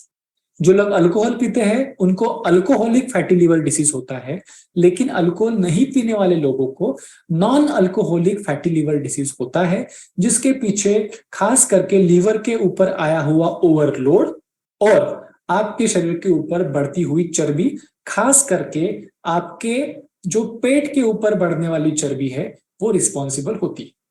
आप जब ओवरवेट हो, आपका वजन बढ़ा हुआ है, आपको कोई ज्यादा डिस्कम्फर्ट नहीं होता, आपको पता भी नहीं चलता कि आपका जो वेट है, आपका जो लाइफस्टाइल है, आपका जो खान पान है, आपको कहाँ पे हर्ट कर रहा है। लेकिन 40% लोगों को already non alcoholic fatty liver disease India में है, जो कि आपके लीवर को बहुत बड़ी मात्रा में नुकसान पहुंचाता है और आगे चल के ये लीवर की सूजन और लीवर का सिरोसिस इस स्टेज तक के चला जाता है। याद रखिए, लीवर सिरोसिस की स्टेज में अगर चला जाए तो उसको ट्रीट करना बहुत मुश्किल है, ऑलमोस्ट इम्पॉसिबल है। बट उस स्टेज को जाने से पहले, इवन इन्फ्लेमेशन होने से पहले, इवन नॉन अल्कोहलिक या फिर अल्कोहलिक फैटी लिवर डिसीज होने से पहले आप अगर अपने लीवर का सही तरीके से ख्याल रखते हो तो इन सारे लीवर से रिलेटेड प्रॉब्लम से आप बच सकते हो। बहुत बार आपने ऐसा अनुभव किया होगा या फिर किसी को बोलते हुए सुना होगा कि भाई हम सब कुछ अच्छे से खाते हैं लेकिन हमारे शरीर का जो है पोषण नहीं हो रहा है, अलग अलग प्रकार के डिसीजेस हो रहे हैं, या फिर आजकल भूख ही नहीं लगती, पहले जैसा खाना हजम होता था आजकल वैसा खाना नहीं हजम होता, थोड़ा उल्टा सीधा हो जाए तो तकलीफ होने लगती है, डाइजेस्टिव प्रॉब्लम्स होते हैं, स्किन रिलेटेड प्रॉब्लम्स होते हैं, मेटाबॉलिक प्रॉब्लम्स होते हैं। तो ये सारे प्रॉब्लम्स के पीछे लीवर का डिसफंक्शन हो सकता है। लीवर डिसीज होने के पहले डिसफंक्शन में जाता है, मतलब बीमार पड़ने से पहले काम करना धीरे धीरे कम कर देता है। उस स्टेज में आपको ऐसे वेग डाइजेस्टिव प्रॉब्लम्स पता चल सकते हैं। तो ये जो लीवर का डिसफंक्शन है उसको ठीक करने के लिए सबसे पहली चीज तो है, जो जो चीजें आपके लीवर को तकलीफ दे रही है, जैसे कि मोटापा, जैसे कि पेन किलर मेडिसिन, खास करके जैसे कि अल्कोहल, इन चीजों को आपने नियमित करना बहुत जरूरी है। और जो आपका day to day load liver के ऊपर आता है, आजकल देखिए हर चीज में केमिकल्स होते हैं, प्रिजर्वेटिव्स होते हैं, आर्टिफिशियल फ्लेवर्स होते हैं, कलर्स होते हैं, दवाइयां आप किसी ना किसी चीज के खाते रहते हो, तो ये सारे जो केमिकल्स है आपके लीवर के ऊपर बहुत बुरा असर करती है। और इसके बुरे असर से बचने के लिए जो आपके लीवर को पोषण चाहिए, हिपैटोप्रोटेक्टिव, इस कैटेगरी का जो आपको हर्ब्स की जरूरत है, उन हर्ब्स को हमें फंक्शनल न्यूट्रिशन के स्वरूप में हमने प्राप्त किया जा सकता है नेचुरामोर न्यूट्रीलिवर। नेचुरामोर न्यूट्रीलिवर में मिल्क थिसल, कुटकी, भूमि आंवला, पुनर्नवा, चिकोरी, चिरायता, जिनसेन, इस प्रकार के बहुत उपयोगी हर्ब्स हैं जो प्रूवन है आपके लीवर का फंक्शनल कैपेसिटी बढ़ाने को और डैमेज से प्रिवेंट करने को। आपका अगर लीवर डैमेज नहीं है तो डैमेज से बचाने के लिए, और अगर आपका लीवर डैमेज्ड है तो जो खुद को हील करने की कोशिश करेगा उसके लिए सही न्यूट्रिशन प्रोवाइड करने के लिए न्यूट्रीलीवर ये फंक्शनल सप्लीमेंट बहुत उपयोगी है। अगर आपको लिवर डिसीज नहीं है लेकिन आपको पता है कि ये सारे पोल्यूशन, स्ट्रेस, मेडिसिन, केमिकल्स, ये लोड आपके ऊपर तो है ही, तो भी आप न्यूट्रीलीवर जो प्रोडक्ट है आपके लिवर के सही न्यूट्रिशन और हेल्थ को बचा के रखने के लिए और लिवर से रिलेटेड जो आपकी सिस्टम्स है जैसे कि digestion, metabolism, immunity, sugar metabolism, cholesterol metabolism, इन सब के सपोर्ट के लिए आप न्यूट्रीलीवर ये फंक्शनल न्यूट्रिशन रेगुलरली ले सकते हो। इससे आपको डेफिनेटली इन चीजों में हेल्प होगी। अभी आजकल के इरा का, आजकल के जमाने का एक नया प्रॉब्लम है, वो है स्क्रीन टाइम। बच्चे हो, युवा हो, ऑफिस में काम करने वाले लोग हो या फिर रिटायर्ड बंदा हो, मोस्ट ऑफ द टाइम आप इन लोगों को कहां पे देखोगे? किसी ना किसी स्क्रीन के सामने। अब वो आप चॉइस कह लो, मजबूरी कह लो, अभी टाइम पास कह लो, किसी ना किसी कारण से हम स्क्रीन के सामने बैठे रहते हैं। और ये जो सारी स्क्रीन्स है इनमें से निकलने वाली जो रेडिएशंस होती है, ब्लू रेडिएशंस होती है, या फिर स्क्रीन की तरफ ताकने के लिए जिस प्रकार का अपने आंखों में जो लेंस है उनका फोकस हमें नैरो करना पड़ता है, या फिर स्क्रीन की तरफ देखते रहने की वजह से जो हमारे पलकों की ओपनिंग एंड क्लोजिंग मूवमेंट जो कम हो जाती है, ये जो लाइट है, इन सब के वजह से आपकी आंखों के ऊपर बहुत बुरा असर होता है, जिसके वजह से आपकी देखने की शक्ति कॉम्प्रोमाइज होती है, कम होती है। आपके आंखों की जो ट्रांसपेरेंट परत है जिसे हम कॉर्निया कहते हैं, जिसके अंदर में लेंस होता है, वो लेंस, इनमें ड्राइनेस आना, रेडनेस आना, सूजन आना, इरिटेशन होना और आपकी दृष्टि कम होना, ये सारी चीजें इन कारणों की वजह से होती है। स्क्रीन टाइम के अलावा, मतलब अलग अलग स्क्रीन के तरफ देखने के अलावा, जो हमारे एनवायरनमेंट में बढ़ता हुआ पोल्यूशन है उनका भी बुरा असर आपके आंखों की हेल्थ के ऊपर होता है। पहले के जमाने में जो चश्मा लगभग 40 साल के बाद लगता था, आजकल के स्कूल जाने वाले बच्चों में भी वो चश्मा देखा जाता है। जब हम छोटे थे तब हमें हमारे माँ बाप टोकते थे कि कम लाइट में मत पढ़ो, आंखें खराब होगी, किताब बहुत पास में रख के मत पढ़ो, बहुत दूर रख के मत पढ़ो, आंखें खराब होगी। लेकिन आज किताब तो दूर की बात है, मोबाइल ऐसी लाइट्स उसमें से निकलती है कि आप उसमें से दूर रह नहीं सकते, वो तो लाइट ही आपके आंखों तक के पहुंच रही है। किताब खुद लाइट नहीं इमिट करता, आप उसको इनडायरेक्ट लाइट में देखते हो, लेकिन mobile, screen, TVs, computer, laptops, ये आपके आंखों के ऊपर, और पोल्यूशन ये आपके आंखों के ऊपर बहुत बुरा असर डालता है। और इन सब चीजों से लड़ने के लिए आपको एक्स्ट्रा टाइप का न्यूट्रिशन चाहिए जो स्पेसिफिकली आंखों की हेल्थ को इंप्रूव करने के लिए बना हो। आपका जो दृष्टिपटल है, रेटिना, आपका लेंस, आपका कॉर्निया, इन सब की हेल्थ बनाए रखने के लिए, आपके बॉडी को हेल्प करने के लिए स्पेसिफिक प्रकार के चीजों से बना हुआ ऐसा फंक्शनल न्यूट्रिशन की आपको जरूरत है। नेचुरामोर आई केयर ये इसी प्रकार का फंक्शनल न्यूट्रिशन है जिसमें कुरकुमिन, हरितकी, आमलतकी, मोरिंगा, बिबितकी, ल्यूटिन और जियाजेंथिन जैसे आंखों के लिए स्पेसिफिकली उपयोगी एंटीऑक्सीडेंट्स और न्यूट्रिशनल तत्व इसमें है।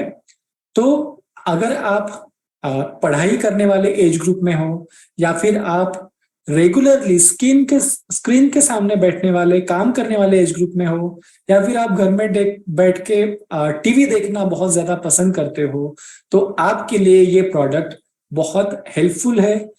अगर आपके एनवायरनमेंट में बहुत ज्यादा पोल्यूशन हो, आपको बाइक राइड करना पड़ता है, आंखों में पोल्यूशन जाता है, ऐसे कंडीशन में भी आपको आंखों की सुरक्षा के लिए जो जरूरी है वो पोषण प्राप्त करने के लिए आई केयर ये प्रोडक्ट हेल्प कर सकता है।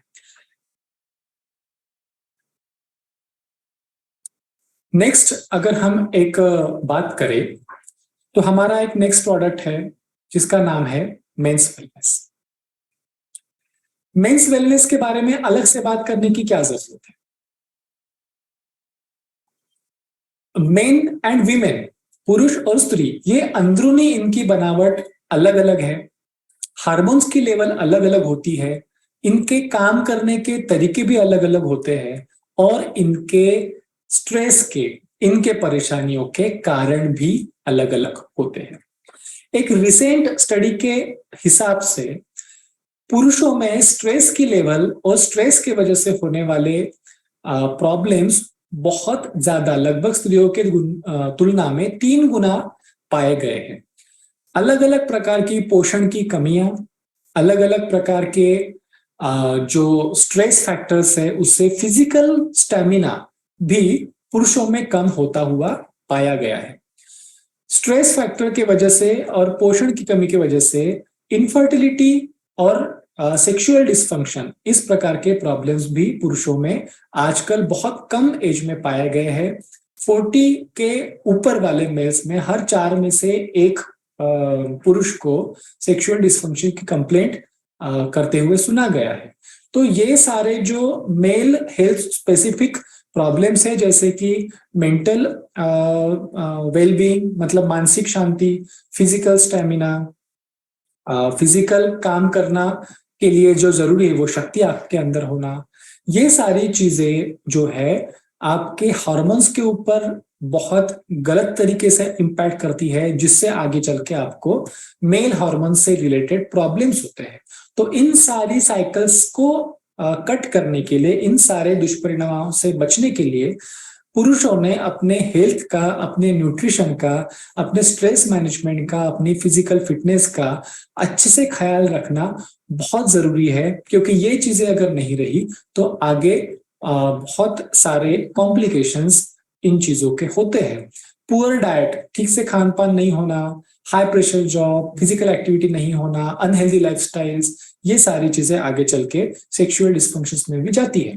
मेंस वेलनेस ये ऐसा प्रोडक्ट है जो मेंस हेल्थ की जो बेसिक प्रॉब्लम्स है, जैसे कि स्ट्रेस, फिजिकल फिटनेस कम होना और digestive problems and hormones and metabolism, इनके ऊपर खास करके फोकस करने वाला, ओवरऑल कंप्रहेंसिव कंप्लीट हेल्थ के ऊपर काम करने वाला ये प्रोडक्ट है।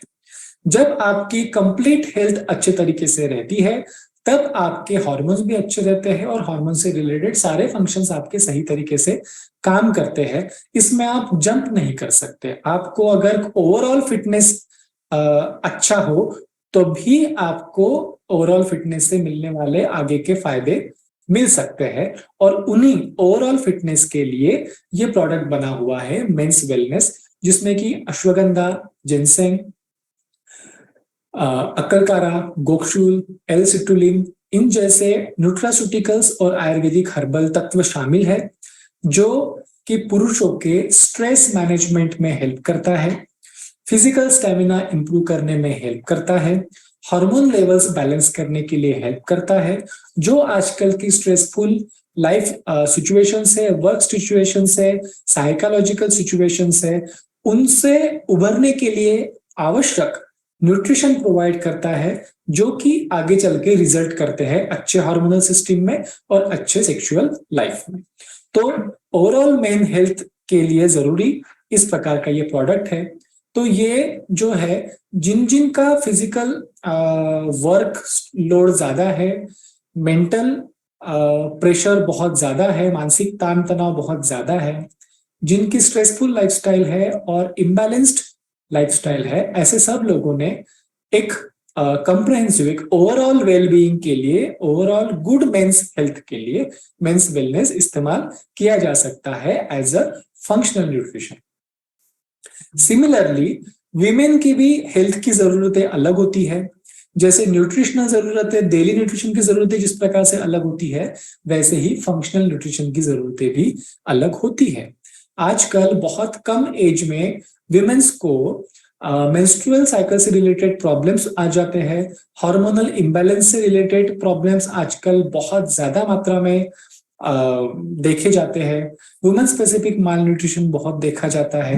एनीमिया की बात अगर हम करें तो पुरुषों की तुलना में 2 गुना ज्यादा एनीमिया विमेन्स में देखा जाता है। लगभग 51% ओवरऑल पॉपुलेशन जो है वो एनीमिक है।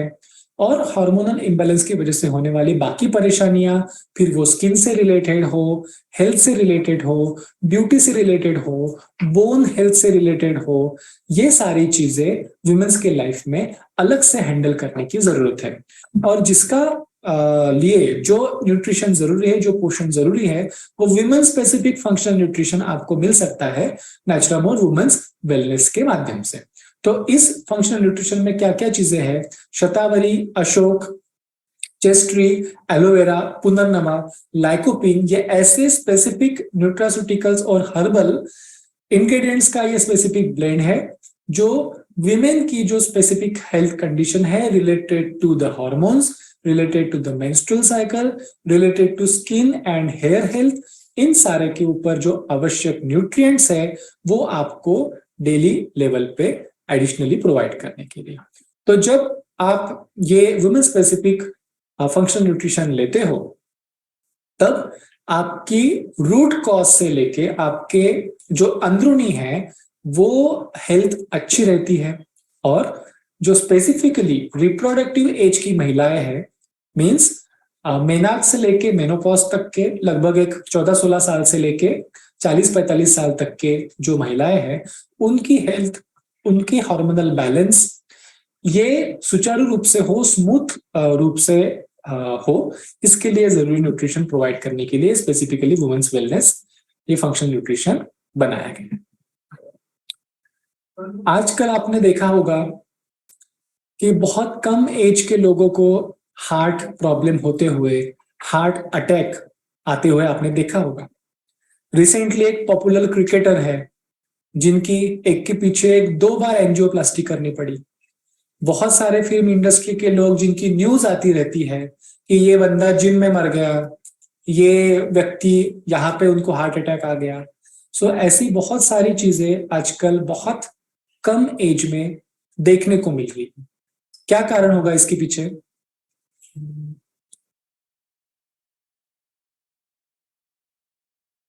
देखिए, हार्ट जो है हमारे बॉडी में एक बहुत इंपॉर्टेंट ऑर्गन है। जब माता के गर्भ में बच्चे की उत्पत्ति होती है तब एक लगभग तीसरे हफ्ते से लेके हार्ट का स्पंदन शुरू हो जाए, तो जो हार्ट का बीटिंग होता है, एक स्पंदन होता है, वहां पे शुरू हो जाता है।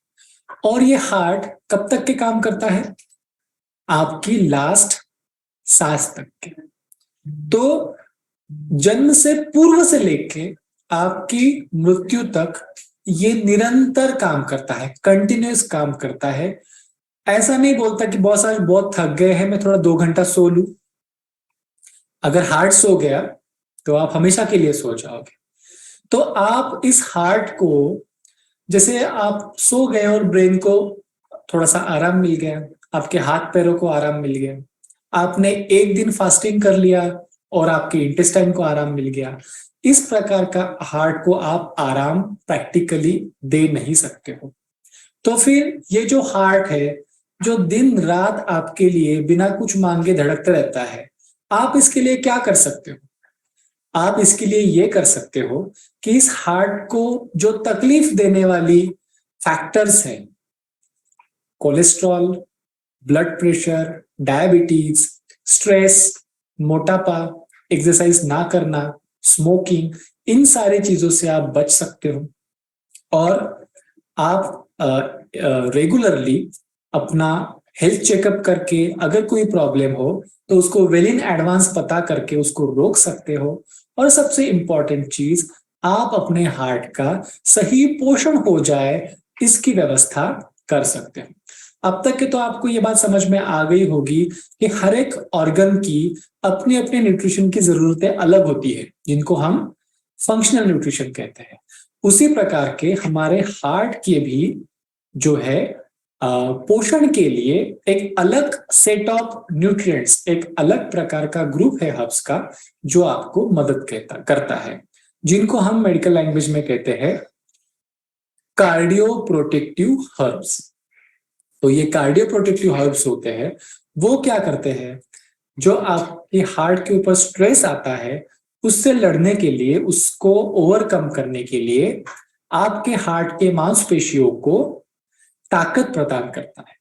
आपके हार्ट में जो खून की नलियां होती है उनकी इलास्टिसिटी बनाए रखता है। आपके हार्ट में जो ब्लॉकेजेस वगैरह प्रॉब्लम्स होते हैं वो क्यों होते हैं? हार्ट के जो खून की नलियां है उसमें कोलेस्ट्रॉल जमा होने की वजह से होते हैं। हार्ट के खून के नलियों को अंदर से डैमेज, अंदर से सूजन होने की वजह से होते हैं। तो इन सारी चीजों से बचने के लिए जो हमारे शरीर में नेचुरल मैकेनिज्म है उसको चुस्त बनाए रखना, तंदुरुस्त बनाए रखना बहुत जरूरी है। तो इन कामों के लिए आपके हार्ट को एक अलग प्रकार के न्यूट्रिएंट्स की हेल्प चाहिए होती है, सपोर्ट चाहिए होता है। वो अगर आप अपने हार्ट को सपोर्ट दे तो आप अपने हार्ट के लिए बहुत अच्छा एक काम कर सकते हैं। विश्राम तो नहीं दे सकते लेकिन उसको स्ट्रेंथन आप जरूर कर सकते हैं और वीक होने से, कमजोर होने से जरूर बचा सकते हैं। नेचुरामार्क को जो न्यूट्री हार्ट ये फंक्शनल न्यूट्रिशन है, इसमें grape seed, arjuna, CoQ ten, garlic, guggul, flaxseed ऐसे विशिष्ट प्रकार के न्यूट्रास्यूटिकल और हर्बल आयुर्वेदिक एक्सट्रैक्ट्स है जो आपके हार्ट हेल्थ के लिए स्पेसिफिकली एक साइंटिफिक तौर से सोच के जो ब्लेंड बनाया गया है ये इसमें होता है। आपकी कार्डियोवास्कुलर हेल्थ मींस हार्ट और ब्लड वेसल्स, उनकी हेल्थ, उनकी स्ट्रेंथ, उनकी इलास्टिसिटी, इनके लिए ये जरूरी पोषण जो है आपको प्रोवाइड करता है। नॉर्मल फंक्शन जो होता है हमारे हार्ट का, उसको सही बनाए रखने के लिए, स्ट्रेस का जो बुरा असर हमारे हार्ट के ऊपर होती है उसमें से बचने के लिए, ताकत प्रदान करने के लिए ये प्रोडक्ट आपको हेल्प करता है। ध्यान में रखिए ये सारे जो हम अभी प्रोडक्ट डिस्कस कर रहे हैं वो फंक्शनल न्यूट्रिशन है, ये दवा नहीं है। दवा दवा का काम करती है, व्यायाम व्यायाम का काम करती है, लेकिन हमारे जो अलग अलग ऑर्गन्स है उनको जो जरूरी पोषण चाहिए होता है सेल्फ हीलिंग के लिए, वो पोषण प्रदान करने के लिए ये प्रोडक्ट आपको 100% हेल्प करते हैं। आप इसको दवा का रिप्लेसमेंट ना समझे, ये दवा के साथ में जब आप काम करते हो तब ये आपकी ट्रीटमेंट को कंप्लीट करने के लिए आपको हेल्प करेगा। अगर आपको कोई हार्ट रिलेटेड प्रॉब्लम है तो आपने अपने कार्डियोलॉजिस्ट से, अपने डॉक्टर से सलाह करके उन्होंने जो दवा बताई है उनको लेना है और जो आपके हार्ट का अच्छा न्यूट्रिशन हो उस न्यूट्रिशन पर्पस के लिए, हीलिंग कैपेसिटी डेवलप होने के पर्पस से आपने न्यूट्री हार्ट ये प्रोडक्ट रेगुलरली यूज करना है। तो ये सारी जो फंक्शनल न्यूट्रिशन की रेंज है, आजकल का जो हमारा दौड़ भाग वाला जीवन शैली है, लाइफस्टाइल है, इस लाइफस्टाइल के बहुत बड़ी कीमत हमारी हेल्थ को चुकानी पड़ती है और उसके लिए, उससे बचने के लिए हमें लाइफस्टाइल में चेंज करना बहुत जरूरी है। हमारे बॉडी के फंक्शनल न्यूट्रिशन का और डेली न्यूट्रिशन का ख्याल रखना बहुत जरूरी है। फिजिकली एक्टिव होना, एक्सरसाइज करना और खान पान के समय, स्ट्रेस मैनेजमेंट, इन सबको रेगुलराइज करना बहुत जरूरी है। ये जितने भी फंक्शनल न्यूट्रिशन के प्रोडक्ट आज हम डिस्कस कर रहे हैं वो नेटसर्फ की R&D टीम में हम एक सखोल अध्ययन करके, रिसर्च करके इनके इंग्रेडिएंट्स को हम सिलेक्ट करते हैं, इनकी एक्टिविटी हम चेक करते हैं, अलग अलग प्रकार के animal studies, pre clinical studies, clinical studies के माध्यम से इन दवाओं की जो एफिकेसी है, जो इफेक्ट है, वो हम इवेल्युएट करते हैं, चेक करते हैं। इस प्रकार से हमारे प्रोडक्ट जो होते हैं क्लिनिकली वैलिडेटेड होते हैं और ये हम पता कर सकते हैं कि हाँ ये प्रोडक्ट हमारे जो जरूरत है उसके ऊपर सही काम, और इसका हम कॉन्फिडेंस इन प्रोडक्ट के साथ में दे सकते हैं। लगभग 10 प्रोडक्ट हर साल हम इस प्रकार से नए क्लिनिकली वैलिडेट करके लेते हैं और इस प्रकार के प्रोडक्ट जो है साइंटिफिक तरीके से हम जांच करके लेते हैं कि जो भी हम क्लेम बता रहे हैं कि इस प्रोडक्ट को यूज करने से ये फायदा मिलेगा, वो फायदा उसमें से सही तरीके से मिले, ये इंश्योर करके हम ये प्रोडक्ट्स जांच के लेते हैं। इसके लिए अलग अलग जो लेबोरेटरीज है, यूनिवर्सिटीज है, मेडिकल और फार्मास्यूटिकल कॉलेजेस है, उन फार्मेसी कॉलेजेस के साथ में नेटसर्फ के टाइप्स है ताकि ये सारे clinical trials, pre clinical trials, laboratory studies, ये स्टडीज की जा सके। इस रिगार्डिंग हमारे जो प्रोडक्ट्स है उनको जो क्वालिटी के सर्टिफिकेट्स मिलते हैं, जो हमारी मैन्युफैक्चरिंग फैसिलिटी है उसको GMP certificate, WHO GMP certificate, WHO के मापदंडों के हिसाब से जो क्वालिटीज हमारे प्रोडक्ट की, हमारी मैन्युफैक्चरिंग यूनिट की और हमारे प्रोसेसेस की होनी चाहिए वो हम रखते हैं।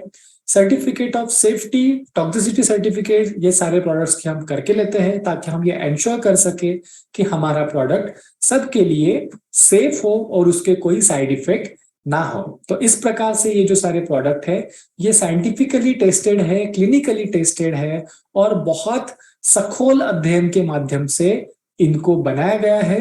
तो डेफिनेटली जो फंक्शनल न्यूट्रिशन ये चीज आजकल के लाइफ में हमारी छूट जाती है उसको ब्रिज करने के लिए जरूरी है। देखिए आजकल एक चीज देखी जाती है, आप जब तक कि हॉस्पिटल एडमिट होने लायक बीमार ना हो जाओ तब तक कि आप दवा खाते हो, करेक्ट है। जब आप आईसीयू एडमिट करने के लायक हो जाते हो तब आपको हॉस्पिटल में एडमिट करा लिया जाता है। उसके पहले तक कि आप क्या खाते हो, आप दवा खाते हो। लेकिन आप ये जान ले कि दवा और आईसीयू एडमिशन इसके बीच में एक बहुत बड़ा दायरा है जहां पे आप उस डिसीज से बच सकते हो, उस बीमारी की कंडीशन से बाहर निकल सकते हो और उस बड़े से दायरे को आपको प्राप्त करना है। उसके लिए तीन चीजें करनी है। सबसे पहला आपका खान पान दुरुस्त करना है, एक्टिव लाइफस्टाइल जीना है, फिजिकली एक्टिव रहना है और तीसरा आपका डेली न्यूट्रिशन और आपका ऑर्गन स्पेसिफिक फंक्शनल न्यूट्रिशन, इसका आपको ख्याल रखना है। इन तीन चीजों को अगर आप करते हो तो आप डिस्कंफर्ट जो है, जो डिसऑर्डर है, बीमारी की शुरुआती अवस्था, उससे डिसीज मतलब कि बीमारी की अवस्था में जाने से 100% बच सकते हो, प्रिवेंट कर सकते हो। जो हार्ट अटैक्स आते हैं उन हार्ट अटैक में से एक स्टडी ये कहता है कि 90% हार्ट अटैक्स ये प्रिवेंटेबल होते हैं। मींस सही अगर उसके ऊपर काम किया जा सकता तो वो हार्ट अटैक होने से बचा जा सकता था। डायबिटीज से रिलेटेड जो कॉम्प्लिकेशंस एंड डेथ्स है वो 100% प्रिवेंटेबल है। हाई ब्लड प्रेशर से होने वाले कॉम्प्लिकेशंस और डेथ्स है वो 100% प्रिवेंटेबल है। ओबेसिटी से होने वाले कॉम्प्लिकेशन से वो भी 100% प्रिवेंटेबल है। काम आपको ये करना है कि इसको सही समय पर रहते पता करना है और सही तरीके से अपने लाइफस्टाइल मॉडिफिकेशन, न्यूट्रिशनल सप्लीमेंट्स और आपके डॉक्टर के सलाह के अनुसार सही समय पे जांच करना और सही प्रकार से मेडिकल दवाएं, इनकी ट्रीटमेंट लेना, ये सारी चीजें आपको सही तरीके से करना है। तो आपकी सारी लाइफस्टाइल डिसऑर्डर्स जो है आप ये कह सकते हो कि 100% प्रिवेंटेबल है। आप उससे अपने लाइफ का, अपने हेल्थ का, अपनी क्वालिटी ऑफ लाइफ का नुकसान होने से 100% बचा सकते हो। सो आप सबको बेस्ट ऑफ लक कि आप अपनी भी हेल्थ को सुधारें और जो आपके कांटेक्ट में आपके परिवार के लोग हैं, आपके दोस्त हैं, आपके जानने वाले हैं, उनको भी हेल्थ के बारे में आप अवेयरनेस दें, उनको बताएं कि ये सारी चीजें प्रिवेंट की जा सकती है। अपनी भी हेल्थ का प्रिवेंशन करें, इंप्रूवमेंट करें और आपके आजू बाजू के दोस्तों के भी हेल्थ के लिए थोड़ा सा सहयोग और हेल्प उनको भी करें। Thank you. अभी आप लोगों के अगर आज के सेशन से रिलेटेड कुछ क्वेरीज हो, फंक्शनल न्यूट्रिशन के प्रोडक्ट जो आज हमने डिस्कस किए उनके बारे में क्वेरीज हो, तो मेरी आप सब लोगों से रिक्वेस्ट है कि आप फटाफट 2 मिनट में चैट बॉक्स में इन सारी क्वेरीज को डाल दें। हम एक एक करके इन सारी क्वेरीज के जवाब आज आपको थोड़े 2 मिनट में देने वाले हैं।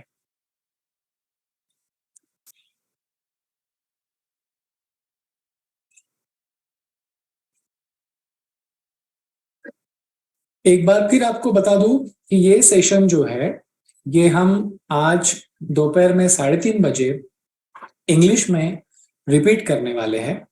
तो जिन लोगों को इंग्लिश में सेशन अटेंड करना है वो ज्वाइन कर सकते हैं। लास्ट फ्राइडे को हमने डेली न्यूट्रिशन के बारे में जानकारी प्राप्त की थी। आज हमने फंक्शनल न्यूट्रिशन के बारे में जो है जानकारी प्राप्त की है। और जो न्यूली लॉन्च प्रोडक्ट है जैसे कि Naturamore herbal green teas, cough syrup, acidity remedy, इन सब न्यू प्रोडक्ट्स के बारे में हम जल्द ही एक और सेशन लेने वाले हैं जिसकी जानकारी आपको हम देने वाले हैं। और जो हमारे ये सारे प्रोडक्ट्स है उनकी आपको और जानकारी चाहिए तो बहुत सारा स्टडी मटेरियल, इंफॉर्मेशन मटेरियल हमारे यूट्यूब चैनल के ऊपर ऑलरेडी है। हमारे जो सोशल मीडिया चैनल्स है और वेबसाइट्स है उनके ऊपर ये सारे मटेरियल्स अवेलेबल है। तो आप वहां पे जाके वहां के जो वीडियोस है उनको आप खुद की और आपके कंज्यूमर्स के जानकारी के लिए उन लिंक्स को आप इस्तेमाल कीजिए और वो स्टडी मटेरियल बहुत अच्छा है, आप उसको यूज कीजिए।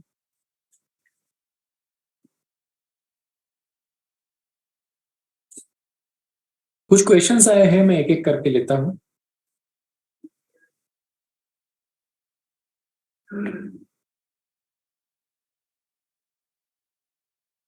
वेरिकोज वेन के बारे में क्वेश्चन आया हुआ है कि क्या वेरिकोज वेन में जॉइंट केयर काम करेगा, क्या न्यूट्री हार्ट काम करेगा और इन दोनों में से कौन सा लेना चाहिए।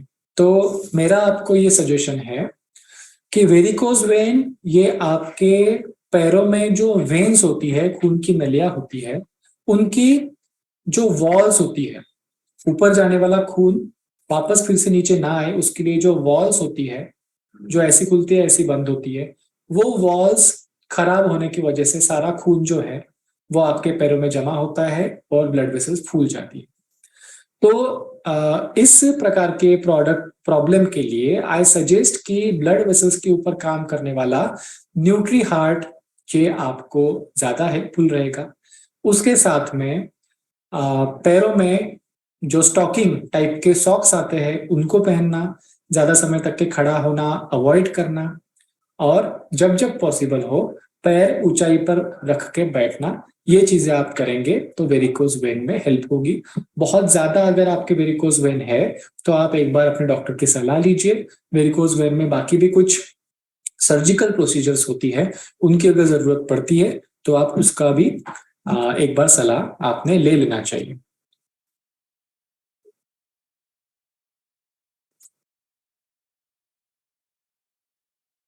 सिक्सटी ईयर्स फीमेल को डायबिटीज भी है और बीपी है, दोनों कंडीशंस है, तो क्या लेना चाहिए। 60 ईयर फीमेल अगर ओबेज है, ओवरवेट है, तो सबसे पहले उन्होंने डाइट मैनेजमेंट के जरिए और एक्सरसाइज मैनेजमेंट के जरिए वजन कम करने की कोशिश करनी चाहिए। डायबिटीज के लिए आपके खाने में से कार्बोहाइड्रेट्स को कम करना है, प्रोटीन्स को बढ़ाना है। प्रोटीन्स को बढ़ाने के लिए आपको जो हमारे डेली न्यूट्रिशन है, प्रोटीन्स के पाउडर्स है, उनका आपको हेल्प होगा। और जो हमारा लाइफस्टाइल प्लस ये जो प्रोडक्ट है ये शुगर के जो कॉम्प्लिकेशंस है उसमें आपको हेल्प करेगा। और न्यूट्री हार्ट ये जो प्रोडक्ट है ये हार्ट का प्रोटेक्शन, ब्लड वेसल्स की हेल्थ इसमें काम में आएगा। इसके अलावा आज के सेशन में नहीं दिया गया है लेकिन नेक्स्ट सेशन में आपको जो हम बताने वाले हैं, तो दो प्रकार के टीज है जिसमें से एक प्रकार की टी डायबिटीज पेशेंट के लिए और दूसरे प्रकार की टी ब्लड प्रेशर के पेशेंट्स के लिए हेल्पफुल है। तो आप नॉर्मल टी की जगह पे उन टी को अगर अडॉप्ट करते हैं तो वो आपके डायबिटीज और बीपी इन दोनों कंडीशंस में हेल्प करेगा।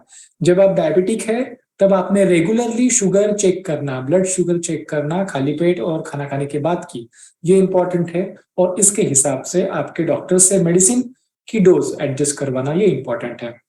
तो फिजिकली एक्टिव रहना, कार्बोहाइड्रेट वाली चीजें कम करना, ब्लड प्रेशर के लिए सॉल्ट कम करना, और lifestyle plus and nutri heart, ये दो प्रोडक्ट्स आपके लिए आज के सेशन में से काम के होंगे।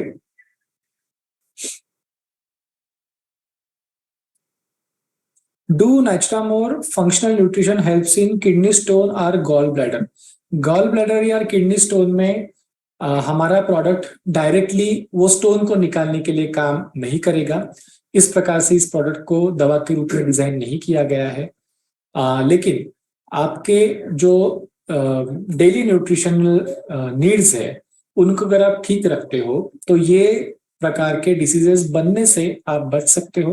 तो डेली न्यूट्रिशन वाला जो पार्ट है वो यहाँ पे ज्यादा इम्प्लीकेट होगा।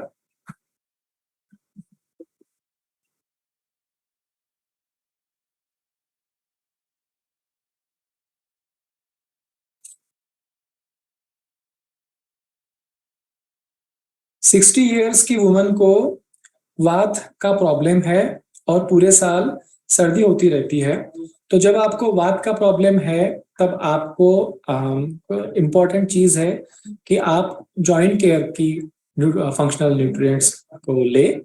और पूरे साल जब आपको सर्दी रहती है तो उसके लिए आपको इम्यूनिटी इंप्रूव करना जरूरी है। तो जॉइंट एंड इम्यूनिटी से रिलेटेड फंक्शनल न्यूट्रिशन आपने लेना चाहिए। अपार्ट फ्रॉम दैट, जब आपको वात का प्रॉब्लम है तब आपने ठंडी हवा, ठंडा पानी, ठंडा खाना, खट्टा खाना, इन चीजों से बचना चाहिए। और ऑयल्स का एप्लीकेशन, ऑयल्स का सही तरीके से इंटरनल यूज, तला हुआ नहीं खाना है बट सफिशिएंट मात्रा में शरीर में अच्छी क्वालिटी का घी या फिर तेल जाए, इसका भी आपको ख्याल रखना है। ज्यादा प्रॉब्लम्स जब है आपको, आपने एक बार डॉक्टर की सलाह लेना है, क्योंकि वात ये एक बहुत जनरल टर्म है। वात कहने से एग्जैक्टली डिसीज का बोध नहीं होता है। 80 प्रकार के वात के डिसीज आयुर्वेद में बताए गए हैं, तो उसमें से एग्जैक्टली आपको क्या है, इसके लिए आपने एक बार डॉक्टर की सलाह जरूर लेनी चाहिए। लेकिन फंक्शनल न्यूट्रिशन में आपको वात के लिए जॉइंट केयर काम में आएगा और सर्दी बार बार हो रही है उसके लिए इम्यूनिटी प्रोडक्ट काम में आएगा। जिनको डायबिटीज, बीपी और कोलेस्ट्रॉल सभी है उनको क्या देना चाहिए? अगेन ये रिपीट क्वेश्चन है आई गेस, कि आपने डायबिटीज, बीपी, कोलेस्ट्रॉल तीनों चीजें है तो न्यूट्री हार्ट और लाइफस्टाइल प्लस ये दो प्रोडक्ट आपके लिए है। इनके साथ में बहुत जरूरी है कि आपका अपना डाइट, आपका लाइफस्टाइल, आपका एक्सरसाइज, आपका मोटापा, इनको ठीक करना है। मोटापा ठीक करने के लिए आपको कार्ब्स कम करके प्रोटीन बढ़ाना है। उसके लिए डेली न्यूट्रिशन के प्रोडक्ट्स आपके काम में आएंगे। नेचुरामोर प्लस ये डेली न्यूट्रिशन का जो अपना प्रोटीन प्रोडक्ट है वो खास करके डायबिटीज, कोलेस्ट्रॉल के पेशेंट्स के लिए ज्यादा अच्छा आएगा। आपने कार्बोहाइड्रेट जैसे कि रोटी, मीठी चीजें, चावल, पोटैटो, इन चीजों को कम करना चाहिए।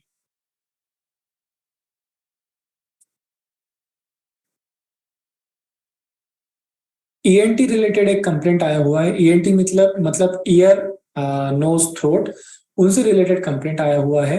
तो डायरेक्टली ईएनटी के ऊपर काम करने वाला अपने पास कोई प्रोडक्ट है नहीं। एग्जैक्टली क्या कंप्लेंट है आपने अपने डॉक्टर से डिस्कस करना चाहिए। अकॉर्डिंगली कौन से चीज की गड़बड़ी है ये पता करके ही आगे की ट्रीटमेंट आप डिसाइड कर सकते हो। बीपी में न्यूट्री हार्ट कब लेना चाहिए? बीपी में न्यूट्री हार्ट खाना खाने के बाद में सुबह और शाम लेना चाहिए। साथ में ही आपने 30 मिनट्स का कम से कम walk, diabetes, BP, obesity, cholesterol सभी लाइफस्टाइल डिसऑर्डर के पेशेंट्स में 30 मिनट का ब्रिस्क वॉक, मतलब कि आधा घंटा तेज गति से चलना, खाली पेट, खाना खाने के बाद नहीं। 30 मिनट, आधा घंटा तेज गति से चलना, ताकि 3 किलोमीटर का अंतर उस आधे घंटे में हो सके।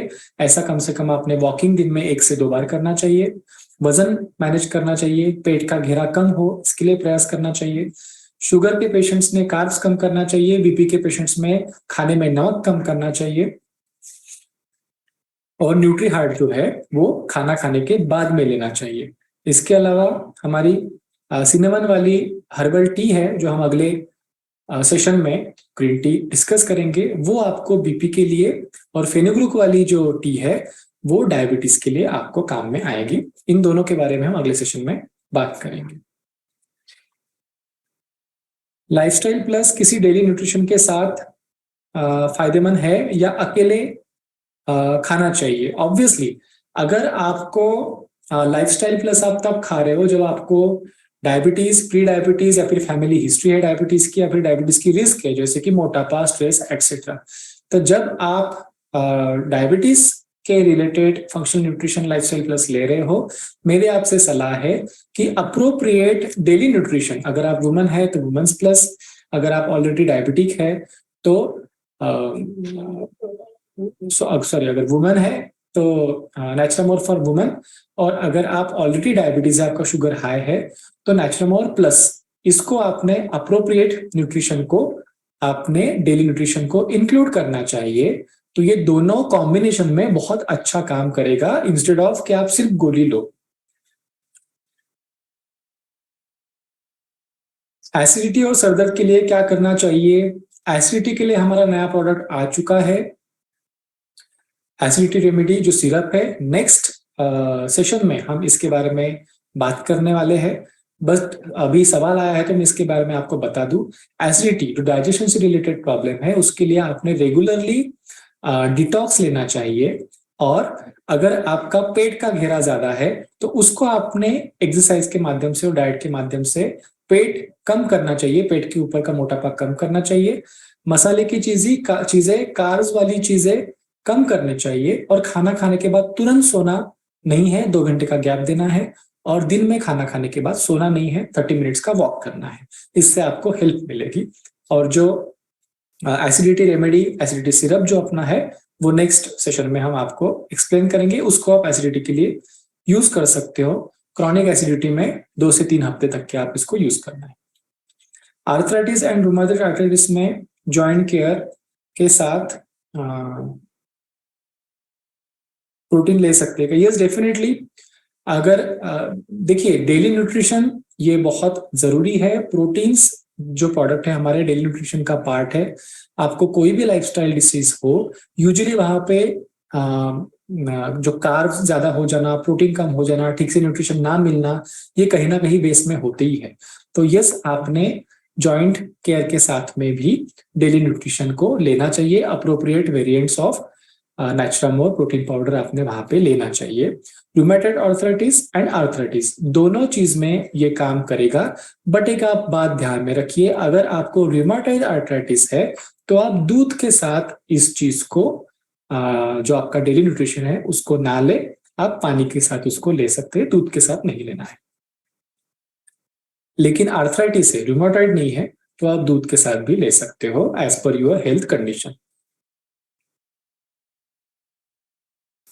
Is joint care helpful in spinal cord development?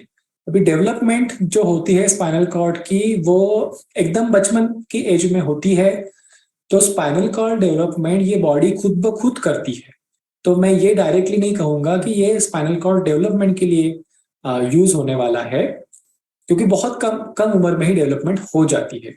लेकिन अगर आप स्पाइनल कॉर्ड से रिलेटेड प्रॉब्लम्स की बात कर रहे हो, तो यस, आपका जो स्पाइन है, जो आपकी रीढ़ की हड्डियां है, और उससे रिलेटेड जो जॉइंट्स है, उसकी अगर आपके कोई प्रॉब्लम है, आपकी ट्रीटमेंट चल रही है, तो उसको ठीक तरीके से हील होने के लिए डेफिनेटली जॉइंट केयर, ये जो फंक्शनल न्यूट्रिशन है, यस, आपको ये काम में आएगा स्पाइनल प्रॉब्लम्स के लिए। गर्दन और कमर के स्पाइन के प्रॉब्लम के जो यूजुअली होते हैं उसके लिए काम में आएगा। याद रखिएगा, ये मेडिसिन नहीं है कि ये गोली खाए और आपने प्रॉब्लम खत्म हो गया। आपको उसको सही तरीके से आपके डॉक्टर के सलाह से ट्रीटमेंट भी लेनी है। डिस्ट्रेस 16 साल के बच्चे को दिया जा सकता है क्या? डिस्ट्रेस 16 साल के बच्चों को दिया जा सकता है, बशर्ते उसकी हाइट वेट अच्छा खासा अडल्ट जैसा हो।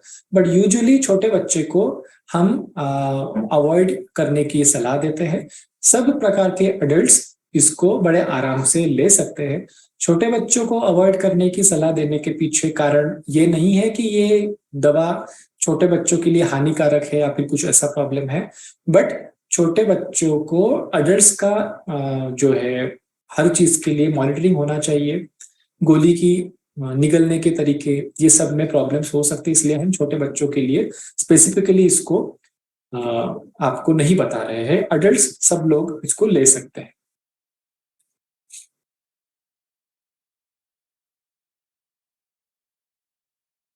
स्पॉन्डिलाइटिस नर्वस सिस्टम से रिलेटेड है, आपने कौन से सप्लीमेंट हेल्पफुल है? स्पॉन्डिलाइटिस नर्वस सिस्टम से रिलेटेड इस प्रकार से है कि जो आपकी रीढ़ की हड्डियां होती है, स्पाइन के जो हड्डियां होती है, उनके बीच में जब सूजन आ जाती है, वो दो स्पाइंस के बीच में आपकी सूजन की वजह से या फिर स्पाइन खसक जाने की वजह से नर्व्स उसमें दब जाती है, तब आपको तकलीफ होती है। इस प्रकार से ये नर्व्स को तकलीफ देती है। तो जॉइंट केयर प्लस ये प्रोडक्ट आपको हेल्पफुल है इस चीज में। साथ में ही प्रोटीन सप्लीमेंट लीजिए ताकि जो रीढ़ की हड्डियां हैं उनको अपने जगह पे बनाए रखने के लिए जो जरूरी मसल्स का और लिगामेंट का सपोर्ट है, अच्छे प्रोटीन के सप्लीमेंट से वो अच्छे मसल्स बन सके। आपके जो ऑर्थोपेडिक डॉक्टर है उन्होंने जो फिजियोथेरेपी के व्यायाम आपको बताए होंगे उनको भी आपको लेना है। और डीप कंप्रेशन के लिए नर्व्स के ऊपर जो दबाव है उसको कम करने के लिए जो भी उन्होंने दवा और थेरेपी बताई होगी उनको भी साथ साथ में करें, तो ये कंप्लीट ट्रीटमेंट आपकी होगी और आपको जल्दी आराम उसमें से मिलेगा।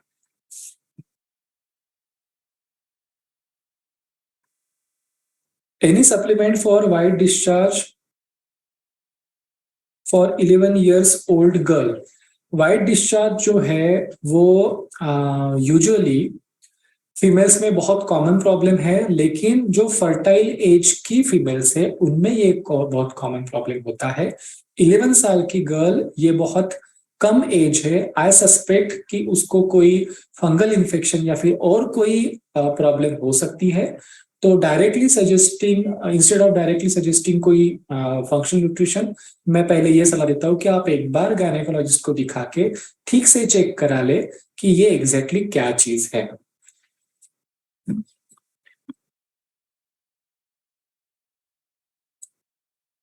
लीवर सिरोसिस में न्यूट्री लीवर के साथ कौन सा पाउडर ले सकते हैं?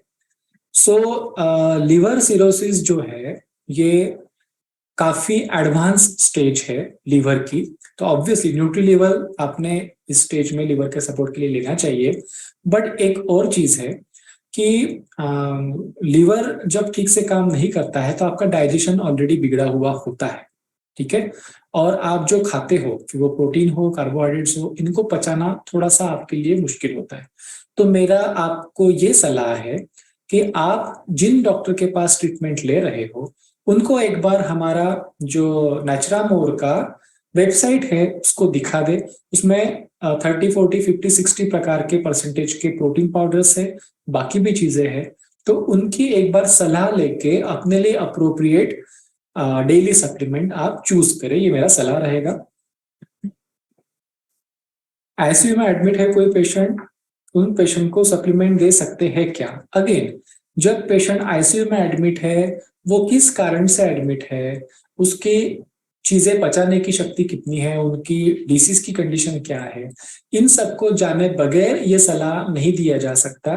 यहाँ पे भी आप आईसीयू के जो अपने डॉक्टर्स है उनको आप नेचुरामोर की वेबसाइट दिखाइए और वो उनकी सलाह के हिसाब से उनको दवा दीजिए। बहुत बार आईसीयू में बाहर का खाना, बाहर का सप्लीमेंट अलाउ भी नहीं करते हैं, तो आप एक बार उनसे डिस्कस कर लीजिए और अकॉर्डिंगली आईसीयू में या फिर डिस्चार्ज होने के बाद आप सही फंक्शनल न्यूट्रिशन उनके लिए दीजिए। डायलिसिस पेशेंट को डिटॉक्स दे सकते हैं क्या? यस, डायलिसिस के पेशेंट को डिटॉक्स दे सकते हैं। जब आपका पेट अच्छे से साफ होगा तो टॉक्सिन्स निकलने में मदद होती है और किडनी के ऊपर थोड़ा सा हेल्प होता है। बट यहाँ पे एक चीज ध्यान में रखनी है, डायलिसिस के पेशेंट का पानी का इंटेक जो होता है आपके डॉक्टर ने फिक्स बताया होता है। तो दवा खाने के लिए या फिर न्यूट्रिशनल सप्लीमेंट पीने के लिए जब आप पानी का इस्तेमाल करते हो तो जो वाटर क्वांटिटी आपके डॉक्टर ने प्रिस्क्राइब करी गई है कि आप 1 लीटर पीजिए, 800 ml पीजिए, उसका ध्यान रखते हुए आप डिटॉक्स टैबलेट अपने डायलिसिस के पेशेंट को दे सकते हैं। पाइल्स पेशेंट को डिटॉक्स दे सकते हैं क्या? हाँ, पाइल्स पेशेंट को भी डिटॉक्स दे सकते हैं, बशर्ते आप एक बार कंफर्म कीजिए कि आपके पेशेंट को जो डिसीज है वो पाइल्स ही है या नहीं। बहुत बार ऐसा होता है कि कुछ भी गुदा से रिलेटेड प्रॉब्लम है, लोग उसको पाइल्स समझ लेते हैं। यूजुअली किसी भी कंडीशन में पेट अच्छे से साफ होना ये फायदेमंद ही होता है, एक्सेप्ट प्रोलैप्स ऑफ रेक्टम नाम का एक कंडीशन होता है, उसमें पेट साफ करने वाली दवा जो है ज्यादा मात्रा में नहीं जाने चाहिए। एक बार कंफर्म कर लीजिए, पाइल्स है, फिशर है, फिस्टुला है, इन टाइप के डिसीजेस में डिटॉक्स दिया जा सकता है। आई केयर 10 ईयर और 13 साल के बच्चों को दे सकते हैं क्या, और कितनी बार? अगेन 10 साल के और 13 साल के बच्चे, मुझे नहीं लगता कि आपके बच्चे उन टैबलेट्स को, जो बड़ी साइज की टैबलेट्स कैप्सूल्स है, उनको कंफर्टेबली निगल पाएंगे। दवा में प्रॉब्लम नहीं है, लेकिन वो निगल नहीं पाएंगे। इस कारण की वजह से बच्चों में हम इनको डायरेक्टली जो है सजेस्ट नहीं करते हैं। ये जो टैबलेट्स है बड़े लोगों के निगलने के हिसाब से डिजाइन की गई है।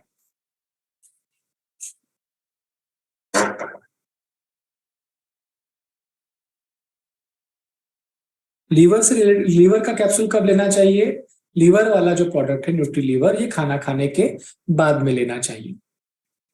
18 ईयर्स की लड़की को आई केयर के साथ कौन सा डेली न्यूट्रिशन सजेस्टेड है?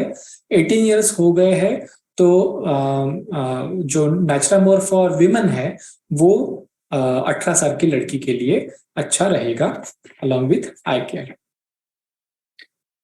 35 to 40 ईयर्स वुमेन को सीवियर आई प्रॉब्लम है, कितने बार आई केयर ले सकते हैं? दिन में 2 बार आप आई केयर ले सकते हैं। आप अपने डॉक्टर की सलाह लेके उन्होंने जो बाकी ट्रीटमेंट आई के लिए बताया होगा उसको कंटिन्यू रखें, और आई केयर जो है दिन में 2 बार लिया जा सकता है। मेन वेलनेस में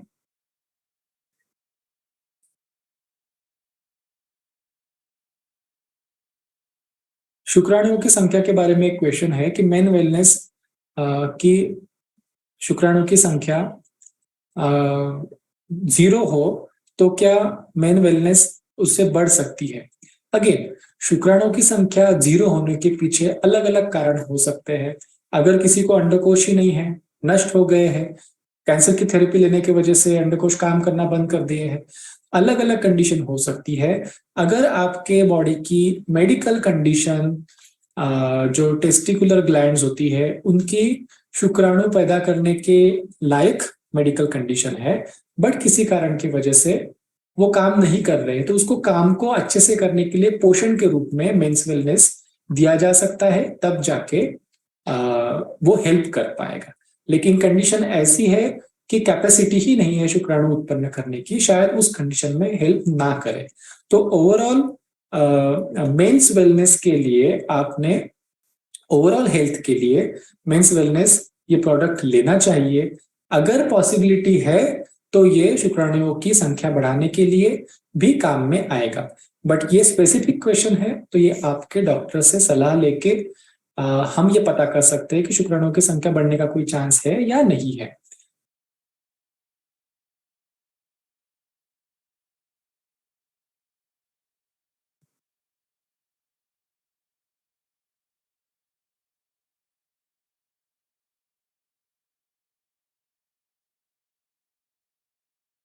will lifestyle work for obesity? Yes, definitely.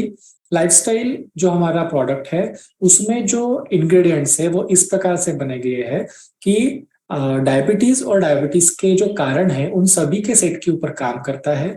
तो अगर आप ओबेसिटी के लिए प्रयास कर रहे हो, जैसे कि आपने डाइट कंट्रोल किया हुआ है, जैसे कि आपने एक्सरसाइज शुरू कर दिया है, तो इसके साथ में अगर आप लाइफस्टाइल प्लस लेते हो तो डेफिनेटली आपके प्रयासों का बेटर फल आपको मिलेगा।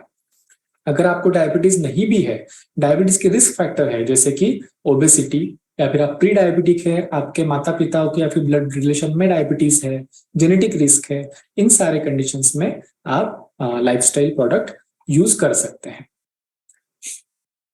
35 ईयर्स पीसीओडी थायराइड प्रॉब्लम है, तो thyroid problem usually obesity, stress, बहुत ज्यादा मात्रा में कार्ब्स खाना, इनसे रिलेटेड होता है। यहाँ पे थायराइड प्रॉब्लम मतलब मैं कह रहा हूँ कि हाइपोथायराइडिज्म। पीसीओडी, हाइपोथायराइडिज्म अगर किसी को एक साथ है तो आई गेस कि ये जो पेशेंट है उनमें जरूर ओबेसिटी होगा। यस, ये लाइफस्टाइल से रिलेटेड ही प्रॉब्लम है। आई सजेस्ट कि आपने खान पान में, जैसे कि मैंने पहले बताया, कार्ब्स कम करने चाहिए, पेट के ऊपर का मोटापा कम करना चाहिए, स्ट्रेस को मैनेज करना चाहिए। Women's wellness, Naturamore for women and lifestyle plus, ये प्रोडक्ट्स इस स्पेसिफिक कंडीशन के लिए काम में आएंगे। साथ में ही lifestyle modification, stress management, dietary चीजें जरूरी है। और आपके डॉक्टर ने पीसीओडी और थायराइड के लिए अगर कोई दवा बताई है तो उनको उनकी सलाह से आप कंटिन्यू करें। अगेन ओबेसिटी के लिए प्रोडक्ट पूछे जा रहे हैं, तो जैसा मैंने बताया डाइट और एक्सरसाइज के साथ में आप लाइफस्टाइल प्लस उसमें ले सकते हो। साइटिका के लिए क्या डोज लेना चाहिए? साइटिका जो है आपके स्पाइन के एक खास जगह पे नसें दब जाने की वजह से होता है, जिसका कारण अलग अलग हो सकता है। उसका आप अपने डॉक्टर की सलाह से इलाज करवाए, और जॉइंट केयर का जो है डोज सुबह और शाम का डोज होगा, 2 बार दिन में लेना चाहिए। प्रेगनेंसी में एसिडिटी प्रॉब्लम में क्या करे और कौन सा फंक्शनल न्यूट्रिशन ले? देखिए, यूजुअली प्रेगनेंसी में जो एसिडिटी का प्रॉब्लम होता है, ये कोई बीमारी नहीं होती है, बल्कि जो बेबी गर्भ में होता है, उस बड़े हुए गर्भाशय का प्रेशर आपके खाने की जो थैली है, जिसको हम स्टमक कहते हैं, उसके ऊपर आता है, और उसके वजह से बार बार एसिड ऊपर ऊपर आता है। तो इसके लिए दवा की उतना ज्यादा रोल नहीं है। इसका उपाय ये है कि आप थोड़ा थोड़ा बार बार खाए, ताकि खाने की थैली बहुत ज्यादा नहीं भरे। इसके अलावा अगर ये डिसीज के कंडीशन तक के जाता है, जैसे बार बार उल्टियां हो रही है और माता का माल नरिशमेंट हो रहा है, इस कंडीशन तक के जा रहा है, तो आई सजेस्ट कि आप अपने डॉक्टर की सलाह लें और उनकी सलाह से दवा करें। और regarding functional nutrition, functional nutrition उस एसिडिटी के लिए, गर्भावस्था जन्य एसिडिटी के लिए स्पेसिफिकली ऐसा कोई बनाया नहीं गया हुआ है, क्योंकि उसका कारण ही अलग है, गर्भ उसका कारण है। और डेली न्यूट्रिशन में प्रोटीन की जरूरत जो है वो आपकी रूटीन नेचुरोमोर फॉर वुमेन्स के माध्यम से हो सकती है। साथ में ही अगर आपको प्रेगनेंसी रिलेटेड बाकी कुछ कॉम्प्लिकेशन है, तो मेरा सजेशन ये रहेगा कि आप अपने जो ऑब्स्टेट्रिशियन है, गायनेकोलॉजिस्ट है, उनकी सलाह से ही, डॉक्टर की सलाह से ही चयन करें प्रोडक्ट का। लकवा के मरीज को क्या दिया जा सकता है? ये अगेन बहुत वेग सा क्वेश्चन है। किस प्रकार का लकवा है, लीजन कहाँ पे है, ब्रेन में है, स्पाइन में है, कौन से अंगों को प्रॉब्लम है, इन सारी चीजों को ध्यान में रखते हुए और बाकी का हेल्थ का ध्यान में रखते हुए ही इसका डिसीजन लिया जाना चाहिए। तो मेरा सलाह ये रहेगा कि आप एक बार अपने डॉक्टर से सलाह मशवरा करके आपका प्रोडक्ट जो है सिलेक्ट करें। सो मैक्सिमम जो क्वेश्चंस है, सभी क्वेश्चंस जो है उनके आंसर हो चुके हैं।